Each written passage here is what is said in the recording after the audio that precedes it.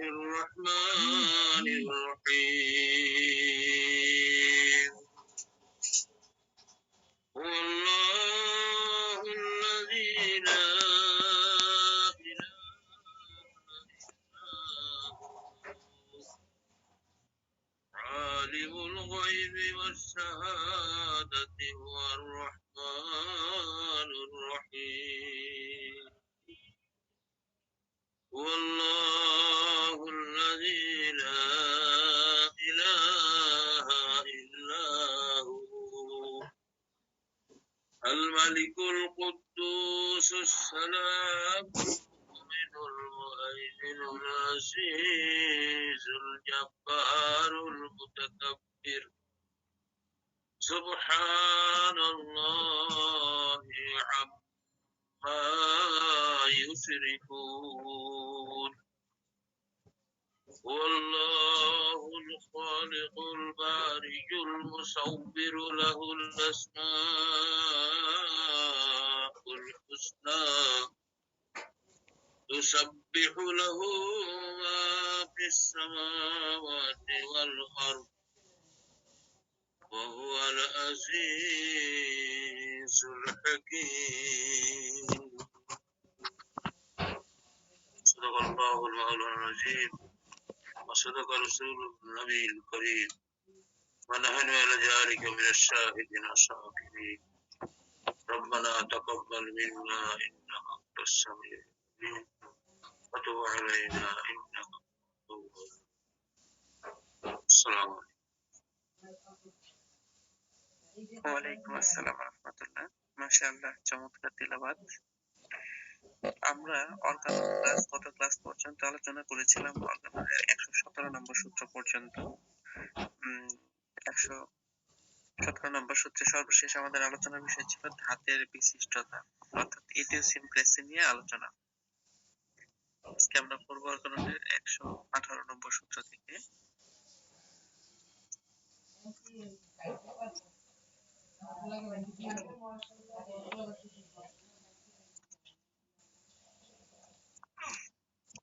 প্রত্যেকটি ঔষধ মানবদেহে স্বতন্ত্র ক্রিয়াসমূহ প্রদর্শন করে, যা ভিন্ন প্রকার কোনো ঔষধি বস্তু দ্বারা যথাযথভাবে একই রূপে হয় না। এই সূত্রে বলা হয়েছে যে প্রত্যেকটি ঔষধ সুস্থ মানবদেহে তার নিজস্ব ক্রিয়া ক্ষমতা অনুসারে কৃত্রিম রোগ লক্ষণ উৎপাদন করে।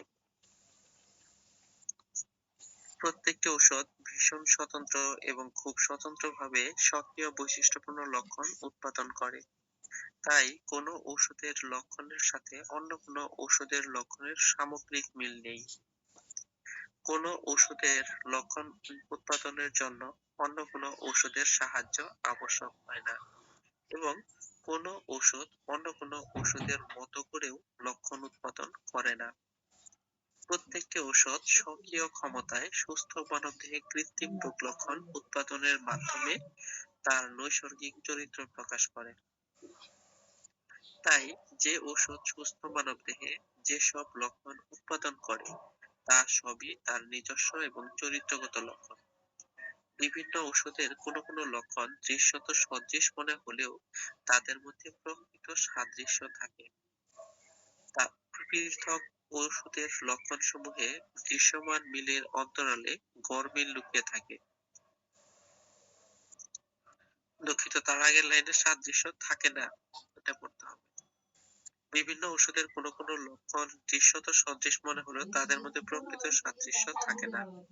পৃথক ঔষধের লক্ষণসমূহে দৃশ্যমান মিলের অন্তরালে গরমিল লুকিয়ে থাকে।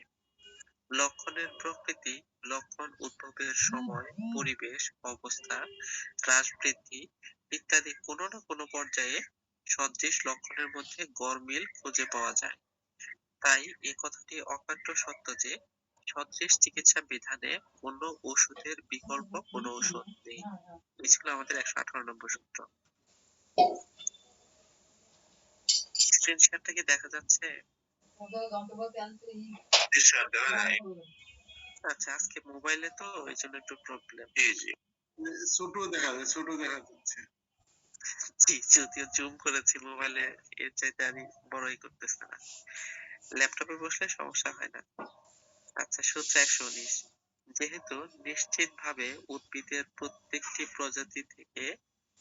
প্রজাতি এর বাহ্যিক গঠন, জীবন প্রণালী এবং বিকাশের ক্ষেত্রে এর স্বাদ এবং গন্ধে উদ্ভিদের অপর প্রত্যেকটি জাতি ও প্রজাতি থেকে আলাদা। যেহেতু সন্দেহাতীতভাবে প্রত্যেকটি খনিজ পদার্থ এবং লবণ অন্যান্য সকল পদার্থ থেকে এর বাহ্যিক এবং দেহাভ্যন্তরীণ এবং রাসায়নিক ধর্মে আলাদা, একটির সাথে অন্যটির যে কোনো প্রকার ভ্রম নিবারণে তা একেবারে যথেষ্ট।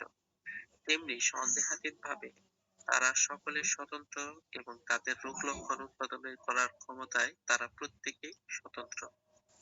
ফলে স্বতন্ত্র তাদের আরোগ্য ক্ষমতায় ক্রিয়াফলসমূহে এই বস্তুগুলো প্রত্যেকেই মানবজাতির স্বাস্থ্যে স্বকীয়, পৃথক, তবে সুনির্দিষ্ট ধারায় পরিবর্তন সমূহ উৎপাদন করে। ফলে একটার সাথে অন্যটার গোলমালের সম্ভাবনা থাকে না। এই ছিল আমাদের 119 নম্বর সূত্র। এর ব্যাখ্যায় বলা হয়েছে যে প্রত্যেকটি ঔষধি উদ্ভিদ জন্মগতভাবে আকারে, জীবন প্রণালীতে এবং স্বাদে গন্ধে সম্পূর্ণ পৃথক। ঔষধি খনিজ পদার্থ, রাসায়নিক সকল প্রকার ঔষধি বস্তু জৈব ও রাসায়নিক ধর্মে সম্পূর্ণ স্বতন্ত্র গুণ বিশিষ্ট। ফলে রোগ আরোগ্যের ক্ষেত্রেও তারা খুব বেশি স্বতন্ত্র।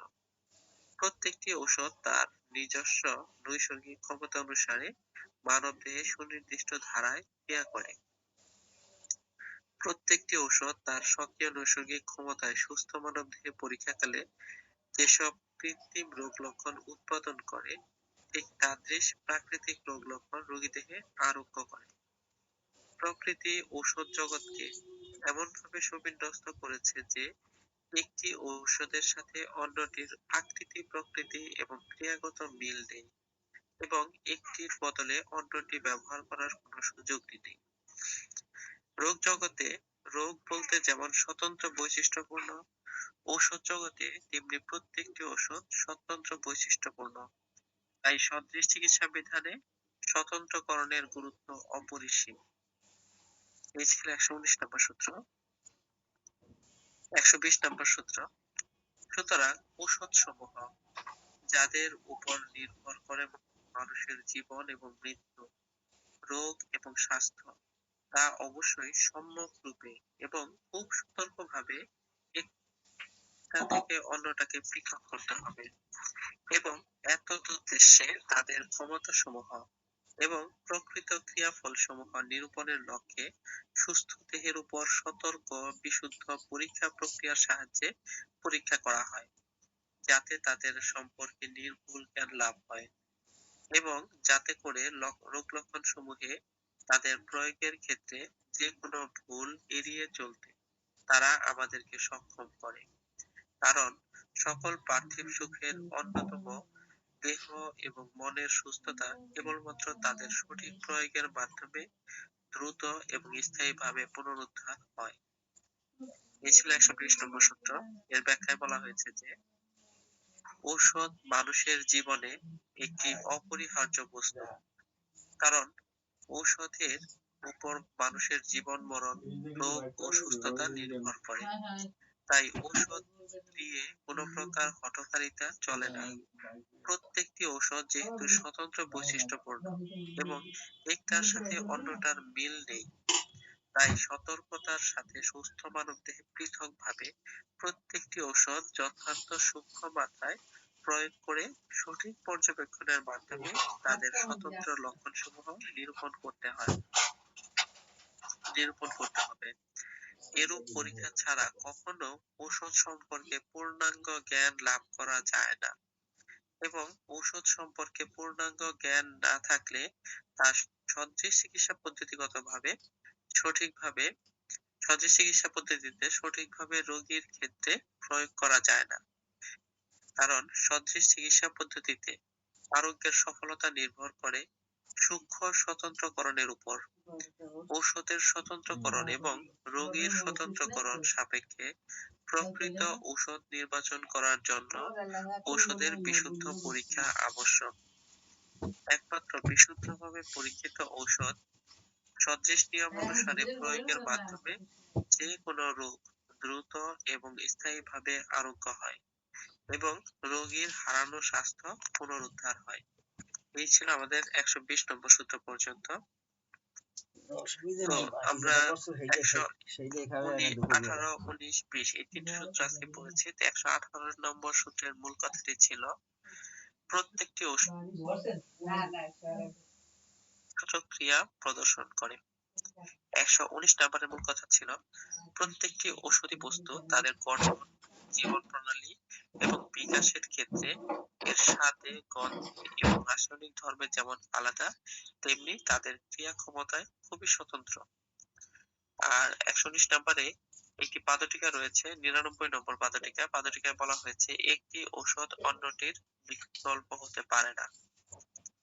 120 নম্বরের মূল কথা ছিল এই কারণে প্রত্যেকটি ঔষধ সতর্কতার সাথে বিশুদ্ধ পরীক্ষার সাহায্যে পরীক্ষা করে তাদের স্বতন্ত্র ক্ষমতা জানতে হয়। 120 নম্বরের মূল কথা ছিল এই কারণে প্রত্যেকটি ঔষধ সতর্কতার সাথে বিশুদ্ধ পরীক্ষার সাহায্যে পরীক্ষা করে তাদের স্বতন্ত্র ক্ষমতা জানতে হয়। এই ছিল আমাদের 120 নম্বর সূত্র পর্যন্ত। 99 নম্বর পাদটীকাটি আমার এখানে শো করতেছে না, 99 পাদটীকা। আচ্ছা, যাই হোক। তো এর মধ্যে কি কারো কোনো প্রশ্ন আছে? যদি থাকে তাহলে বলতে পারেন, আমাদের হাতে 5 মিনিট সময় রয়েছে।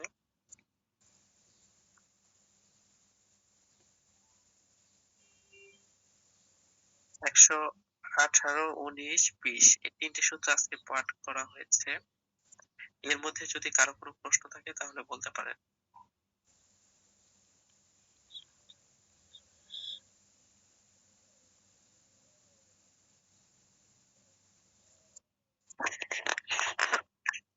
আসসালামু আলাইকুম। ওয়ালাইকুম আসসালাম। জি স্যার। আর কারো মনে কোনো প্রশ্ন নাই? নাই। জি স্যার। সুন্দর করে বুঝাই দিচ্ছেন আপনি। স্যার এখানে আমার একটু প্রশ্ন স্যার। স্যার এখানে বলা হয়েছিল 118, 19 যে প্রতিটা ওষুধ স্বতন্ত্র, অর্থাৎ যেমন নাকি বেলাডোনার বেলাডোনা বৈশিষ্ট্য বেলাডোনা আছে, এটা অন্য কোনো মেডিসিনে পাওয়া যাবে না। তাহলে আমরা কিভাবে বিভিন্ন বইতে দেওয়া আছে যে বেলাডোনা পরে সালফার খুব ভালো কাজ করে বা লাইকোপোডিয়ান পরে সালফার খুব ভালো কাজ করে, বলছি এখানে প্রতিটা ওষুধ স্বতন্ত্র। তাহলে আপনাকে দিতে হবে। সরি বুঝি প্রত্যেকটা ওষুধ আলাদা। পৃথিবীতে যত কোটি মানুষ তত কোটি ধাপ এবং প্রত্যেকটা মেডিসিন আলাদা। বেলেডোনা যদি আপনি রোগী পর্যবেক্ষণের পর বেলেডোনা আসে তাহলে আপনাকে বেলেডোনাই দিতে হবে, অন্য কোনো ওষুধ দেওয়ার কোনো সুযোগই নেই। একটা ওষুধ আরেকটা ওষুধের বিকল্প হতে পারে না যে আমার কাছে বেলেডোনা নেই তাহলে বেলেডোনার মতো কিছু লক্ষণ রোগীতে পাওয়া যাচ্ছে সেই ওষুধটা দিয়ে দিই, এরকম করার কোনো সুযোগ নেই।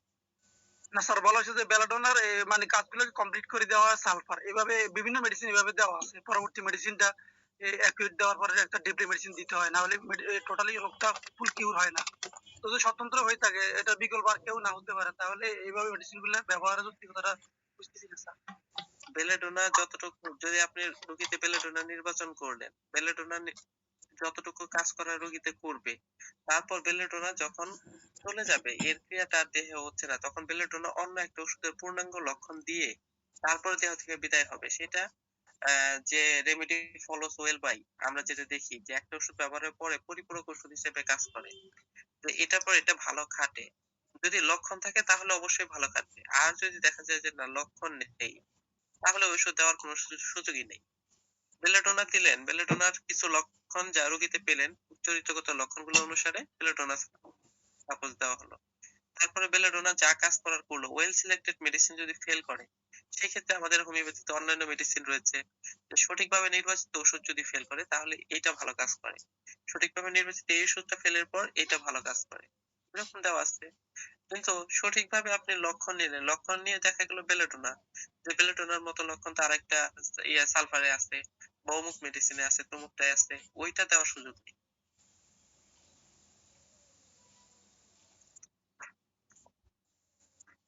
জি ঠিক আছে আব্দুল্লাহ মামুন স্যার। ধন্যবাদ স্যার। ঠিক আছে, ওকে স্যার। আচ্ছা, তাহলে ম্যাথমেটিক্যাল ক্লাস আজকে শুরু করুন। ধন্যবাদ সবাইকে। আজকে মেজবাহ স্যারের ক্লাস, সরি প্যাথোলজি ক্লাস। আসসালামু আলাইকুম। ওয়ালাইকুম আসসালাম।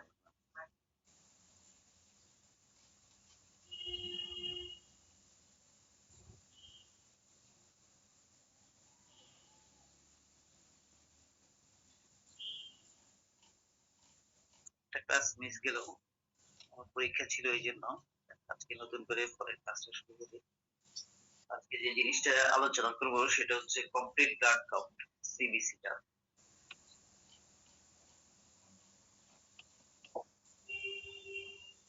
যে জিনিসগুলো থাকবে আজকে টপিকস এর মধ্যে সেটা হচ্ছে ব্লাড সম্পর্কে, ব্লাডটা কি, ব্লাড সেল সম্পর্কে এবং এর কম্পোনেন্ট গুলো কি আছে, কমপ্লিট কাউন্টটা, সিবিসি প্যারামিটার গুলো কি কি। আমরা শুধু নরমালি এত আমরা জানি যে ডব্লিউবিসি, আরবিসি, ডব্লিউবিসি, প্লেটলেট এগুলা, কিন্তু এর মধ্যেও আরবিসির মধ্যে অনেকগুলো বিশেষ আছে, অনেকগুলো সূচক আছে। ওই সূচকগুলো সম্পর্কে একটু জানার চেষ্টা করব এবং কেন আমরা সিবিসিটা টেস্ট করব রোগীদের ক্ষেত্রে, কেন করা দরকার, তার উদ্দেশ্যটা কি সেই সম্পর্কে একটু জানব। প্রথমে আসে ব্লাডটা কি। Blood as a vital component, blood has two phases. Blood হচ্ছে খুবই একটা গুরুত্বপূর্ণ উপাদান, শরীরের খুবই গুরুত্বপূর্ণ একটা উপাদান। এর দুইটা অংশ আছে, দুইটা ফেজ। প্রথমত হচ্ছে সেলুলার ফেজ, আরেকটা হচ্ছে লিকুইড ফেজ। এটার মধ্যে সেল থাকে আর একটা হচ্ছে লিকুইড অংশ। পাশের যে চিত্রটা দেখা যাচ্ছে দেখেন, ব্লাডটাকে নিয়ে যদি আমরা এরকম একটা টেস্ট টিউবের মধ্যে কিছুক্ষণ রেখে দেই, হ্যাঁ, রেখে দিলে নিচে একটা তলানি পড়ে। হ্যাঁ, এই তলানিটার রংটা হচ্ছে লাল রঙের, সেটা হচ্ছে আরবিসি যেটাকে বলা হচ্ছে। আর উপরে হালকা হলুদ রঙের একটা তলানি পানির মতো থাকে, সেই অংশটাকে বলা হচ্ছে প্লাজমা। আর এই প্লাজমা এবং রেড ব্লাড সেল দুইটার মাঝখানে একেবারে লালও না আবার একেবারে হলুদও না, এরকম একটা স্তর থাকে ছোট, সেটা হচ্ছে ডব্লিউবিসি, এটা সাদাটে টাইপের, এটা হচ্ছে ডব্লিউবিসি। এই তিনটে উপাদান হচ্ছে ব্লাডের মূলত মূল উপাদান। All metabolic substances are present homogeneously in this liquid phase. এই যে লিকুইড ফেজটা আছে, প্লাজমা যেটাকে বলা হচ্ছে, ওটা হচ্ছে লিকুইড ফেজ। এই লিকুইড ফেজটার মধ্যে যতগুলো উপাদান আছে মেটাবলিক হওয়ার জন্য, হজম ক্রিয়া বা বিপাক ক্রিয়ার জন্য যত উপাদান আছে সবগুলো উপাদান সমানভাবে মিশ্রিত থাকে। ব্লাডের কম্পোনেন্ট গুলো কি কি, এটা বলেছিলাম যে প্লাজমা এবং সেল, এই দুটো হচ্ছে মেইন জিনিস। প্লাজমা, এটার আরেকটা নাম হচ্ছে সেরাম। এর মধ্যে কি কি জিনিস থাকে, প্রোটিন থাকে, লিপিড থাকে, কার্বোহাইড্রেট থাকে, আয়ন থাকে এবং পানি থাকে। এই কয়টা জিনিস থাকে প্লাজমার মধ্যে। সেলগুলোর মধ্যে থাকে ইরিথ্রোসাইট, এটার আরেকটা নাম হচ্ছে আরবিসি, লিউকোসাইট, এটার আরেকটা নাম হচ্ছে ডব্লিউবিসি। এই লিউকোসাইট গুলো আবার দুই ধরনের হয়। ডব্লিউবিসি যেগুলো, সেগুলো আবার দুই ধরনের হয়। একটা হচ্ছে গ্র্যানিউলোসাইট আর একটা হচ্ছে অ্যাগ্রানিউলোসাইট। মানে গ্র্যানিউলোসাইটের আরেকটা নাম হচ্ছে পলিমরফোনিউক্লিয়ার, আরেকটা হচ্ছে মনোমরফোনিউক্লিয়ার। গ্র্যানিউলোসাইট কি, গ্র্যানিউলস হচ্ছে কিছুটা দানাদার, এক ধরনের প্রোটিন অণু, দানাদার এক ধরনের প্রোটিন। এই যে লিউকোসাইট গুলো আছে, ডব্লিউবিসি গুলো আছে, এই ডব্লিউবিসি গুলো হচ্ছে 5 ধরনের। একটা হচ্ছে নিউট্রোফিল, ইসিনোফিল, বেসোফিল, লিম্ফোসাইট এবং মনোসাইট। এই 5 ধরনের ডব্লিউবিসি গুলো। এই 5 ধরনের ডব্লিউবিসি গুলোর মধ্যে 3 ধরনের ডব্লিউবিসি, যেটা নিউট্রোফিল, ইসিনোফিল এবং বেসোফিল, এই 3 ধরনের ডব্লিউবিসি গুলোর গায়ের মধ্যে ছোট ছোট দানাদার কতগুলো পদার্থ থাকে, প্রোটিনের অণু থাকে। এই জন্য এই তিনটাকে একসাথে বলা হচ্ছে গ্র্যানিউলোসাইট। আর লিম্ফোসাইট এবং মনোসাইট, এগুলোর গায়ে তেমন কোনো দানাদার থাকে না, এগুলোর সেল মেমব্রেনটা হচ্ছে একেবারে মসৃণ এবং মোটামুটি মাইক্রোস্কোপের নিচে সরাসরি স্পষ্ট ভাবেই ভিতরে নিউক্লিয়াসটা দেখা যায়, স্বচ্ছ যেটাকে বলা হচ্ছে। এই জন্য এই দুইটার নাম হচ্ছে মনোসাইট এবং লিম্ফোসাইট। আর আরেকটা উপাদান সেটা হচ্ছে প্লেটলেট। সেল হচ্ছে তিনটা, ইরিথ্রোসাইট, লিউকোসাইট এবং থ্রম্বোসাইট। প্লেটলেটের আরেকটা নাম হচ্ছে থ্রম্বোসাইট। তাহলে এই তিনটা সেল, তার মধ্যে লিউকোসাইটটা হচ্ছে আবার 5 ধরনের। পাশে যে চিত্রটা দেখা যাচ্ছে সেই চিত্রটার মধ্যে দেখেন ইরিথ্রোসাইটটা সুন্দর লাল রঙের, আর তার পাশে যেটা গ্র্যানিউলোসাইট, দেখেন এই যে গ্র্যানিউলোসাইট গুলোর গায়ের মধ্যে কেমন যেন ছোট ছোট ফোঁটা ফোঁটা ফোঁটা ফোঁটা আছে, এগুলো হচ্ছে প্রোটিনের অণু। এটা আছে শুধুমাত্র নিউট্রোফিল, ইসিনোফিল এবং বেসোফিলের মধ্যে। আর এর নিচে যেটা, সেটা হচ্ছে অ্যাগ্রানুলোসাইট। এটা হচ্ছে দুই ধরনের, লিম্ফোসাইট এবং মনোসাইট। দেখেন একেবারে স্বচ্ছ, এগুলো একেবারে ক্রিস্টাল কালারের, একদম সরাসরি ভিতরে স্পষ্ট দেখা যায় নিউক্লিয়াস গুলা, একদম সেল মেমব্রেনটা একেবারে স্বচ্ছ, ফ্রেশ। আর পাশে যেটা দেখেন সেটা হচ্ছে প্লেটলেট গুলো দেখেন, আমার মাউসটা যদি দেখা যায়, কাজটা যদি দেখা যায়, দেখেন প্লেটলেট গুলো থাকে সাধারণত এরকম, যখন সে অ্যাক্টিভ পর্যায়ে চলে যায় তখন তার আকৃতিটা কিছুটা যে করোনা ভাইরাসের মতো দেখেন, কিছুটা ওরকম হয়ে যায়। কিন্তু তার আগে অ্যাক্টিভ থাকার আগ পর্যন্ত তাদের বাইরের আবরণটা এরকম মসৃণ থাকে। যখনই সে অ্যাক্টিভ হয়ে যায় তখনই এরকম তার মধ্যে কতগুলো প্রোটিনের অণু বের হয়ে চলে আসে। এই হলো চারটার মোটামুটি চিত্র।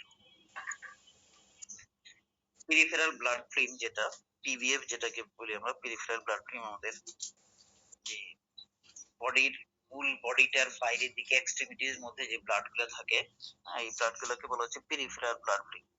এক্সট্রিমিটির যে ভেইন গুলো আছে এর মধ্যে, এই পেরিফেরাল ব্লাড ফিল্মের মধ্যে এই চিত্রটা যেভাবে দেখছেন ঠিক এরকমই ছড়ানো ছিটানো থাকে। আর আরবিসি, ডব্লিউবিসি, প্লেটলেট গুলো এরকমই ছড়ানো ছিটানো থাকে, প্লাজমা এবং আরবিসি গুলো। কমপ্লিট ব্লাড কাউন্ট প্যারামিটার, এর মধ্যে আমরা যে জিনিসগুলো দেখবো, দেখেন এখানে যে চিত্রটা দেয়া আছে সেটা হচ্ছে একটা ইলেকট্রন মাইক্রোস্কোপের নিচে, অনুবীক্ষণ যন্ত্রের নিচে একটা আরবিসি যদি আমরা দেখি, টোটাল ব্লাডটাকে যদি রাখি তাহলে কিরকম দেখা যায়, ঠিক এরকমই দেখা যায়। অনুবীক্ষণ যন্ত্রের নিচে আরবিসি গুলা থাকে খুবই ছোট ছোট, গোল গোল। কিন্তু এই যে দেখেন ডব্লিউবিসি গুলোর মধ্যে কোনোটা সেলের ডব্লিউবিসির মধ্যে দেখেন নিউক্লিয়াসের অনেকগুলো ভাগ করা, একটা দুইটা তিনটা, কোনোটার মধ্যে দুইটা আছে, কোনোটার মধ্যে তিনটা আছে, কোনোটার মধ্যে একটা আছে। আর প্লেটলেট গুলো থাকে একদম ক্ষুদ্র ক্ষুদ্র ছোট ছোট ফোটা ফোটা বিন্দু বিন্দুর মতো, সবচেয়ে ছোট সাইজে একেবারে ছোট, সেটা হচ্ছে প্লেটলেট। এটা হচ্ছে একটা হেমাটোলজি অ্যানালাইজার। মূলত এখন যে সিবিসি টেস্ট গুলো এখনকার ল্যাব গুলোতে করা হয় সেটা হচ্ছে এই মেশিন দিয়ে করা হয়। এটা হচ্ছে সম্পূর্ণ অটোমেটেড মেশিন। এখানে এই যে লাল ক্যাপওয়ালা টেস্ট টিউব যেগুলো দেখছেন এগুলোর মধ্যে ব্লাড দিয়ে দেওয়া হয় অটোমেটিক। এই ব্লাড গুলার এই যে এই কালো যে বক্সটা দেখছেন এখান থেকে একটা হাতের মতো বের হয়, বা কোনো কোনো ইয়েতে বানরের ছবি দেওয়া আছে, বানর দেওয়া আছে, এরকম একটা বানর বের হয় ভিতর থেকে, বের হয়ে এটাকে আস্তে টেনে নিয়ে যায়, নিয়ে গিয়ে জাস্ট মনিটরের মধ্যে অটোমেটিক অ্যানালাইজিং করে মনিটরের মধ্যে রেজাল্টটা দিয়ে দেয় এরকম। এটা হচ্ছে হেমাটোলজি অ্যানালাইজার, একেবারে অটোমেটিক একটা বিষয়। এই প্যারামিটার গুলা কি কি, কমপ্লিট ব্লাড কাউন্টের প্যারামিটার গুলা কি কি? এক নাম্বার হচ্ছে ডব্লিউবিসি, যেটা দেখি আমরা কমপ্লিট প্যারামিটারের মধ্যে ডব্লিউবিসি মানে whole blood white blood cell, number of all leucocyte যতগুলো আছে, যত লিউকোসাইট আছে সবগুলাই। এরপরে দেখি রেড ব্লাড সেল বা RBC, number of all erythrocyte যেটা আছে সব। এইচজিবি, যেটা রিপোর্টে যেভাবে লেখা থাকে আর কি, ডব্লিউবিসি আরবিসি এইচজিবি লেখা থাকে। এইচজিবি মানে হলো haemoglobin, haemoglobin concentration. HCT haematocrit value. হেমাটোক্রিটটা কি জিনিস? হেমাটোক্রিটটা হচ্ছে টোটাল, সরি ছোট দেখা যায়, অক্ষরগুলো ছোট দেখা যায়। এটা ওই ছবির না তো, স্ন্যাপ না তো, এই জন্য আপনার নিজেতে মোবাইলে একটু টেনে দেন তাহলে বড় বোঝা যাবে। আচ্ছা, হেমাটোক্রিট যেটা, সেটা হচ্ছে erythrocyte rate of total blood volume. Total blood ভলিউমের মধ্যে কি পরিমাণ ইরিথ্রোসাইট আছে তার অনুপাত যেটা, সেটা হচ্ছে এইচসিটি বা হেমাটোক্রিট বলে এটাকে। এরপর হচ্ছে এমসিভি। এমসিভি মানে হলো মিন কর্পাসকুলার ভলিউম। কর্পাসকুলার মানে হচ্ছে RBC. Mean corpuscular volume in total sample, যে স্যাম্পলটুকু নেবে ওই স্যাম্পলের মধ্যে টোটাল কতটুকু আরবিসি আছে সেটা হচ্ছে মিন কর্পাসকুলার ভলিউম। এমসিএইচ, এমসিএইচ টা কি জিনিস? সেটা হচ্ছে মিন হিমোগ্লোবিন কনসেন্ট্রেশন পার আরবিসি। একটা আরবিসির মধ্যে কি পরিমাণ হিমোগ্লোবিন থাকে, মিন হিমোগ্লোবিন, এমসিএইচ, এটা হচ্ছে মিন হিমোগ্লোবিন কনসেন্ট্রেশন পার আরবিসি। মিন কর্পাসকুলার ঘনত্ব অনুযায়ী এটা ঘনত্ব পৌঁছায়। একটা আরবিসির মধ্যে কি পরিমাণ হিমোগ্লোবিন থাকে। আরবিসির রংটা হচ্ছে লাল রঙের। কেন লাল রং? তার কারণ হচ্ছে এর মধ্যে হিমোগ্লোবিন থাকে। হিম মানে হলো আয়রন, আয়রন মানে হলো লোহা। হ্যাঁ, এই আয়রনটা থাকার কারণে আরবিসির রংটা হয় লাল। এখন একটা হিমোগ্লোবিনের, একটা আরবিসি সেলের মধ্যে কি পরিমাণ হিমোগ্লোবিন থাকে সেটা হচ্ছে এমসিএইচ। আর MCHC যেটা সেটা হচ্ছে মিন কর্পাসকুলার হিমোগ্লোবিন কনসেন্ট্রেশন, সেটা হচ্ছে ঘনত্ব। MCHC যেটা সেটা হচ্ছে হিমোগ্লোবিনের ঘনত্ব, একটা সেলের মধ্যে কি পরিমাণ, যে পরিমাণ হিমোগ্লোবিন আছে তার ঘনত্ব কতটুকু, সেটা হচ্ছে MCHC। আর কি পরিমাণ হিমোগ্লোবিন আছে, ঘনত্ব কম হোক বেশি হোক সেটা ভিন্ন জিনিস, কিন্তু হিমোগ্লোবিন কতটুকু আছে, সেটা হচ্ছে MCH এটা মিন মানে গড়, বুঝতে পারছেন? মিন। জি, মিন কর্পাসকুলার হিমোগ্লোবিন সবগুলোর মধ্যে। এরপরে প্লেটলেট, PLT মানে হলো platelet, number of total platelet গুলা। এরপরে neutrophil percentage, lymphocyte percentage, monocyte percentage, eosinophil percentage, basophil percentage. আর নিচেটা হচ্ছে নিউট্রোফিল নাম্বার, হ্যাশ চিহ্ন দিয়ে যেটা সেটা হচ্ছে নাম্বার, আর পার্সেন্টেজ সেটা হচ্ছে পার্সেন্টেজ। RDW, RDW টা কি?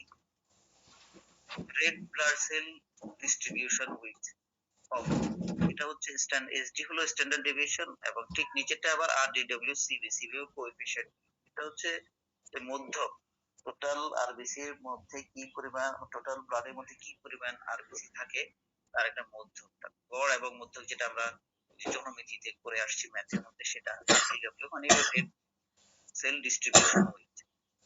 আর PWD এটা হলো প্লেটলেট ডিস্ট্রিবিউশন উইথ, PWD যে প্লেটলেটের ডিস্ট্রিবিউশনটা কতটুকু আছে সেটা। MPV এটা হলো মিন প্লেটলেট ভলিউম। LCR এটা হলো মিন প্লেটলেট লার্জ সেল রেশিও, যে প্লেটলেটের বড় সেল কতগুলো আছে ছোট কতগুলো আছে তার এটা অনুপাত। PCT টা হচ্ছে প্লেটলেট ক্রিট, HCT টা যেরকম হেমাটোক্রিট, PCT টা হচ্ছে এরকম প্লেটলেট ক্রিট। RET পার্সেন্টেজ মানে রেটিকুলোসাইট পার্সেন্টেজ কতটুকু আছে, এবং পরেরটা হচ্ছে RET নাম্বার। এরপর হচ্ছে IRF মানে reticulocyte immuno reticulocyte fraction, IRF যেটা।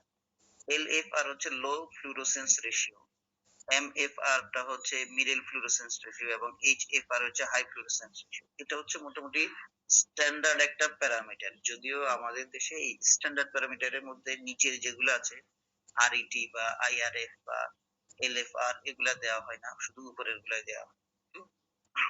জটিল জটিল যে ডিজিজ গুলো আছে, বিশেষত যে ব্লাড ক্যান্সার যেগুলো আছে, এগুলা ক্লাসিফিকেশনটা করার জন্য এই নিচের এই প্যারামিটার গুলা খুবই গুরুত্বপূর্ণ, এগুলো আমাদের দেশে হয়ও না। এখানে যেটা আছে জাস্ট হচ্ছে সেম জিনিসগুলোরই নরমাল রেশিওটা, ইউনিটটা দেওয়া আছে কতটুকু কিছু। আর আমরা যে জিনিসটা থাকবো আরবিসি এন্ড ইন্ডিসিস, ইন্ডিসিস মানে হলো সূচি, সূচক। কিসের সূচক? আরবিসি সূচক। আরবিসির সাথে ইরিথ্রোসাইট মানে হলো আরবিসি, যেটা আরবিসির সাথে যে যে জিনিসগুলো রিলেটেড ব্লাডের, সেই সবগুলোকে একসাথে বলা হচ্ছে আরবিসি ইন্ডিসিস। আরবিসি মানে হলো রেড ব্লাড সেল, মানে টোটাল নাম্বার কতটুকু আছে ইরিথ্রোসাইট সেটা, এটা একটু আগে বলেছিলাম। আরবিসির সঙ্গে ইরিথ্রোসাইটের সঙ্গে রিলেটেড যেটা আরবিসি আছে, হিমোগ্লোবিন আছে, হেমাটোক্রিট ভ্যালু আছে, মিন ইরিথ্রোসাইট ভলিউম আছে, মিন হিমোগ্লোবিন ভলিউম আছে, মিন হিমোগ্লোবিন কনসেন্ট্রেশন আছে, রেড সেল ডিস্ট্রিবিউশন উইথ কতটুকু আছে, স্ট্যান্ডার্ড ডেভিয়েশন এবং কোএফিশিয়েন্ট দুটো আছে, এবং রেটিকুলোসাইট। এই কয়টা জিনিস হচ্ছে আরবিসির সঙ্গে রিলেটেড, এই সবগুলোকে বলা হচ্ছে আরবিসি ইন্ডিসেস। এগুলোই আমরা সামনের দিকে পড়বো আস্তে আস্তে, কোনটা বাড়লে কি হয়, কোনটা কেন বাড়ে বা কেন কমে, এই জিনিসটা আমরা সামনের দিকে আস্তে আস্তে। প্রথমে আসি আরবিসি, রেড ব্লাড সেল। এখন একটা red blood sell, blood cell গুলো তৈরি হয় কোথায়? ব্লাড সেল গুলো তৈরি হয় আমাদের যে বোন ম্যারো গুলো আছে, বড় বড় হাড় গুলো, হাড়ের মধ্যে যে অস্থি মজ্জা আছে, এই অস্থি মজ্জার মধ্যে এই আরবিসি গুলো তৈরি হয়। আরবিসি না, শুধু সবগুলো ব্লাডের সেল সবগুলোই তৈরি হয় বোন ম্যারোর মধ্যে। এবার আরবিসি যে তৈরি হয় বোন ম্যারো থেকে, একটা বোন ম্যারো সেল থেকে একটা আরবিসি সেল তৈরি হবে, রেড ব্লাড সেল তৈরি হবে। এই যে তৈরি হওয়ার প্রসেসটা, এই প্রসেসটাকে বলা হচ্ছে ইরাইথ্রোপোয়েসিস। ইরাইথ্রোসাইট মানে হলো আরবিসি। তাহলে যে প্রসেসে একটা মূল স্টিম সেল থেকে একটা আরবিসি সেল তৈরি হবে বা একটা ইরাইথ্রোসাইট তৈরি হবে, সেই প্রসেসটাকে বলা হচ্ছে ইরাইথ্রোপোয়েসিস। Erythropoiesis is the process which process red blood cell, which is the development from erythropoietic stem cell to mature red blood cell। যেটা বলছিলাম যে একটা একটা ম্যাচিউরড রেড ব্লাড সেল তৈরি হওয়ার যে প্রসেসটা সেটাকে বলা হচ্ছে ইরেথ্রো প্রসেস। প্রসেসটা কিরকম? প্রসেসটা দুইটা অংশে ভাগ করা, একটা হচ্ছে বোন ম্যারোর মধ্যে ঘটে আর আরেকটা হচ্ছে ব্লাডের মধ্যে ঘটে। মূল যে সেলটা আছে সেই সেলটার নাম হচ্ছে হেমাটোপয়েটিক স্টিম সেল। এই হেমাটোপয়েটিক স্টিম সেল থেকে সেটা একটু ম্যাচিউরড হয়ে হয় প্রি ইরেথ্রোসাইটোব্লাস্ট। এই প্রি ইরেথ্রোসাইটোব্লাস্টের পরে হয় ইরেথ্রোসাইটোব্লাস্ট। ইরেথ্রোসাইটোব্লাস্ট এর পরে এর থেকে কিছু নিউক্লিয়াস যেটা আছে এর মধ্যে নিউক্লিয়াসটা হারাই যায়, নিউক্লিয়াসটা লস করে। আমরা যেটা জানি সেটা হচ্ছে আরবিসি সেল যেগুলো আছে এর মধ্যে কোনো নিউক্লিয়াস থাকে না, এই জন্য আরবিসি টাকে সেল বলা হয় না। সেল মানে হলো কোষ, কোষ হলে এটার মধ্যে নিউক্লিয়াস থাকতেই হবে, কিন্তু আরবিসি টাকে অ্যাকচুয়ালি কিন্তু সেল বলা হয় না। যদিও আমরা অনেক সময় বলি যে বোঝার সহজার্থে বলি যে আরবিসি বা রেড ব্লাড সেল, অ্যাকচুয়ালি এটা কিন্তু সেল না, এটা হচ্ছে কর্পাসকল। সি দ্বারা বোঝাচ্ছে কর্পাসকল, রেড ব্লাড কর্পাসকল। কেন কর্পাসকল বলা হয়? তার কারণটা হচ্ছে আরবিসির মধ্যে কোনো নিউক্লিয়াস থাকে না, এটা নিউক্লিয়াস বিহীন একটা সেল, এই জন্য এই সেল ধরনের সেল গুলাকে বলা হচ্ছে কর্পাসকল। এখন কিভাবে নিউক্লিয়াস হচ্ছে, এখানে যে ডান পাশে যে চিত্রটা দেখতেছেন এটা হচ্ছে প্রোইরেথ্রোব্লাস্ট। তখনও এই ফরমেশনের সময় প্রথমে কিন্তু এই স্টেম সেলটার মধ্যে স্বাভাবিকভাবে স্টেম সেলের মধ্যে নিউক্লিয়াস থাকে। স্টেম সেলটা থেকে যখন সে প্রোইরেথ্রোব্লাস্ট হয় তখনও তার মধ্যে নিউক্লিয়াস থাকে। প্রোইরেথ্রোব্লাস্ট থেকে যখন ইরেথ্রোব্লাস্ট হয় তখনও তার মধ্যে নিউক্লিয়াস থাকে। ইরেথ্রোব্লাস্ট থেকে সে যখন রেটিকুলোসাইট হয় তখন এই ইরেথ্রোব্লাস্ট সেলটার ভিতরে যে নিউক্লিয়াস আছে সেই নিউক্লিয়াস এবং আরো কিছু অর্গানিলস সেগুলো আস্তে লস হয়ে গেলে তখন এই ইরেথ্রোব্লাস্টটার নাম হয়ে যায় রেটিকুলোসাইট, যার মধ্যে কোনো নিউক্লিয়াস থাকে না। এরপর এটা ম্যাচিউরড হয়ে বাকি যে অর্গানিলস গুলো আছে সেগুলো লস হয়ে যায়, জাস্ট শুধু সেলটাই থাকে, সেলটা থাকে, সেটাকে বলা হচ্ছে ইরেথ্রোসাইট বা ইন টোটাল ফরমেশনটা হতে সময় লাগে 120 দিন। একটা স্টেম সেল থেকে একটা ইরেথ্রোসাইট তৈরি করতে সময় লাগে 120 দিন। এই জন্য আমরা যখন ব্লাড ডোনেশন করি তখন স্বাভাবিকভাবেই একবার ব্লাড দিলে 120 দিনের মধ্যে আর দেওয়া যায় না। কেন দেওয়া যায় না? তার কারণটা হচ্ছে ওই আরবিসি ফরমেশন হতে আমার শরীরে আমি ব্লাড দিলাম, আজকে আমি ব্লাড দিলাম, তাহলে আগামী 120 দিনের আগে আমি আর ব্লাড দিতে পারবো না, বিকজ অফ আমি যখন ব্লাডটা দিয়ে দিলাম স্বাভাবিকভাবে আমার শরীর থেকে অনেকগুলো হিমোগ্লোবিন চলে গেল, আরবিসি সেল গুলো চলে গেল, স্বাভাবিকভাবে এই আরবিসি সেল গুলো আমার শরীরে ঘাটতিটা পূরণ হতে আরো 120 দিন সময় লাগবে নতুন করে একটা আরবিসি সেল তৈরি হতে। যার কারণে ওই 120 দিনের মধ্যে আর ব্লাড দেওয়া যায় না, ব্লাড দিতে হয় আরো পরে। তাহলে যেটা বলতেছিলাম যে স্টিম সেলটা থেকে প্রথমে হচ্ছে প্রো ইরেথ্রোব্লাস্ট সেল, প্রো ইরেথ্রোব্লাস্ট সেলের পরে হচ্ছে ইরেথ্রোব্লাস্ট সেল। যখন এই ইরেথ্রোব্লাস্ট সেলটা তৈরি হয়, প্রোইরেথ্রোব্লাস্ট থেকে যখন ইরেথ্রোব্লাস্ট হয় তখন এর মধ্যে হিমোগ্লোবিনটা সিনথেসিস হয়, হিমোগ্লোবিন সিনথেসিসটা শুরু হয়। এই সিনথেসিসটা এই ইরেথ্রোব্লাস্ট স্টেজে এসে এর মধ্যে আবার তিনটা ধাপ থাকে, একটা হচ্ছে বেসোফিলিক ইরেথ্রোব্লাস্ট, এরপর হচ্ছে পলিক্রোমোহেমাটিক ইরেথ্রোব্লাস্ট আর একটা হচ্ছে অর্থোক্রোমিক ইরেথ্রোব্লাস্ট। এরপরে গিয়ে সেটা হয়ে যায় সেলগুলা এবং গ্র্যানিউলস গুলা, নিউক্লিয়াস এবং গ্র্যানিউলস গুলা সরে গিয়ে তখন সেটা হয়ে যায় রেটিকুলোসাইট। ঠিক একইভাবে এটাতে হচ্ছে ইরেথ্রোপোয়েসিসটা হচ্ছে তো আরবিসি তৈরি হওয়ার যে প্রসেস যেটা সেটা, ঠিক একইভাবে প্লেটলেট তৈরি হওয়ার প্রসেস যেটা সেটাকে বলা হচ্ছে থ্রম্বোপোয়েসিস। থ্রম্বোসাইট হলো প্লেটলেটের আরেকটা নাম, যেরকম আরবিসির একটা নাম হচ্ছে ইরেথ্রোসাইট, ঠিক একই রকম প্লেটলেটের আরেকটা নাম হচ্ছে thrombocyte.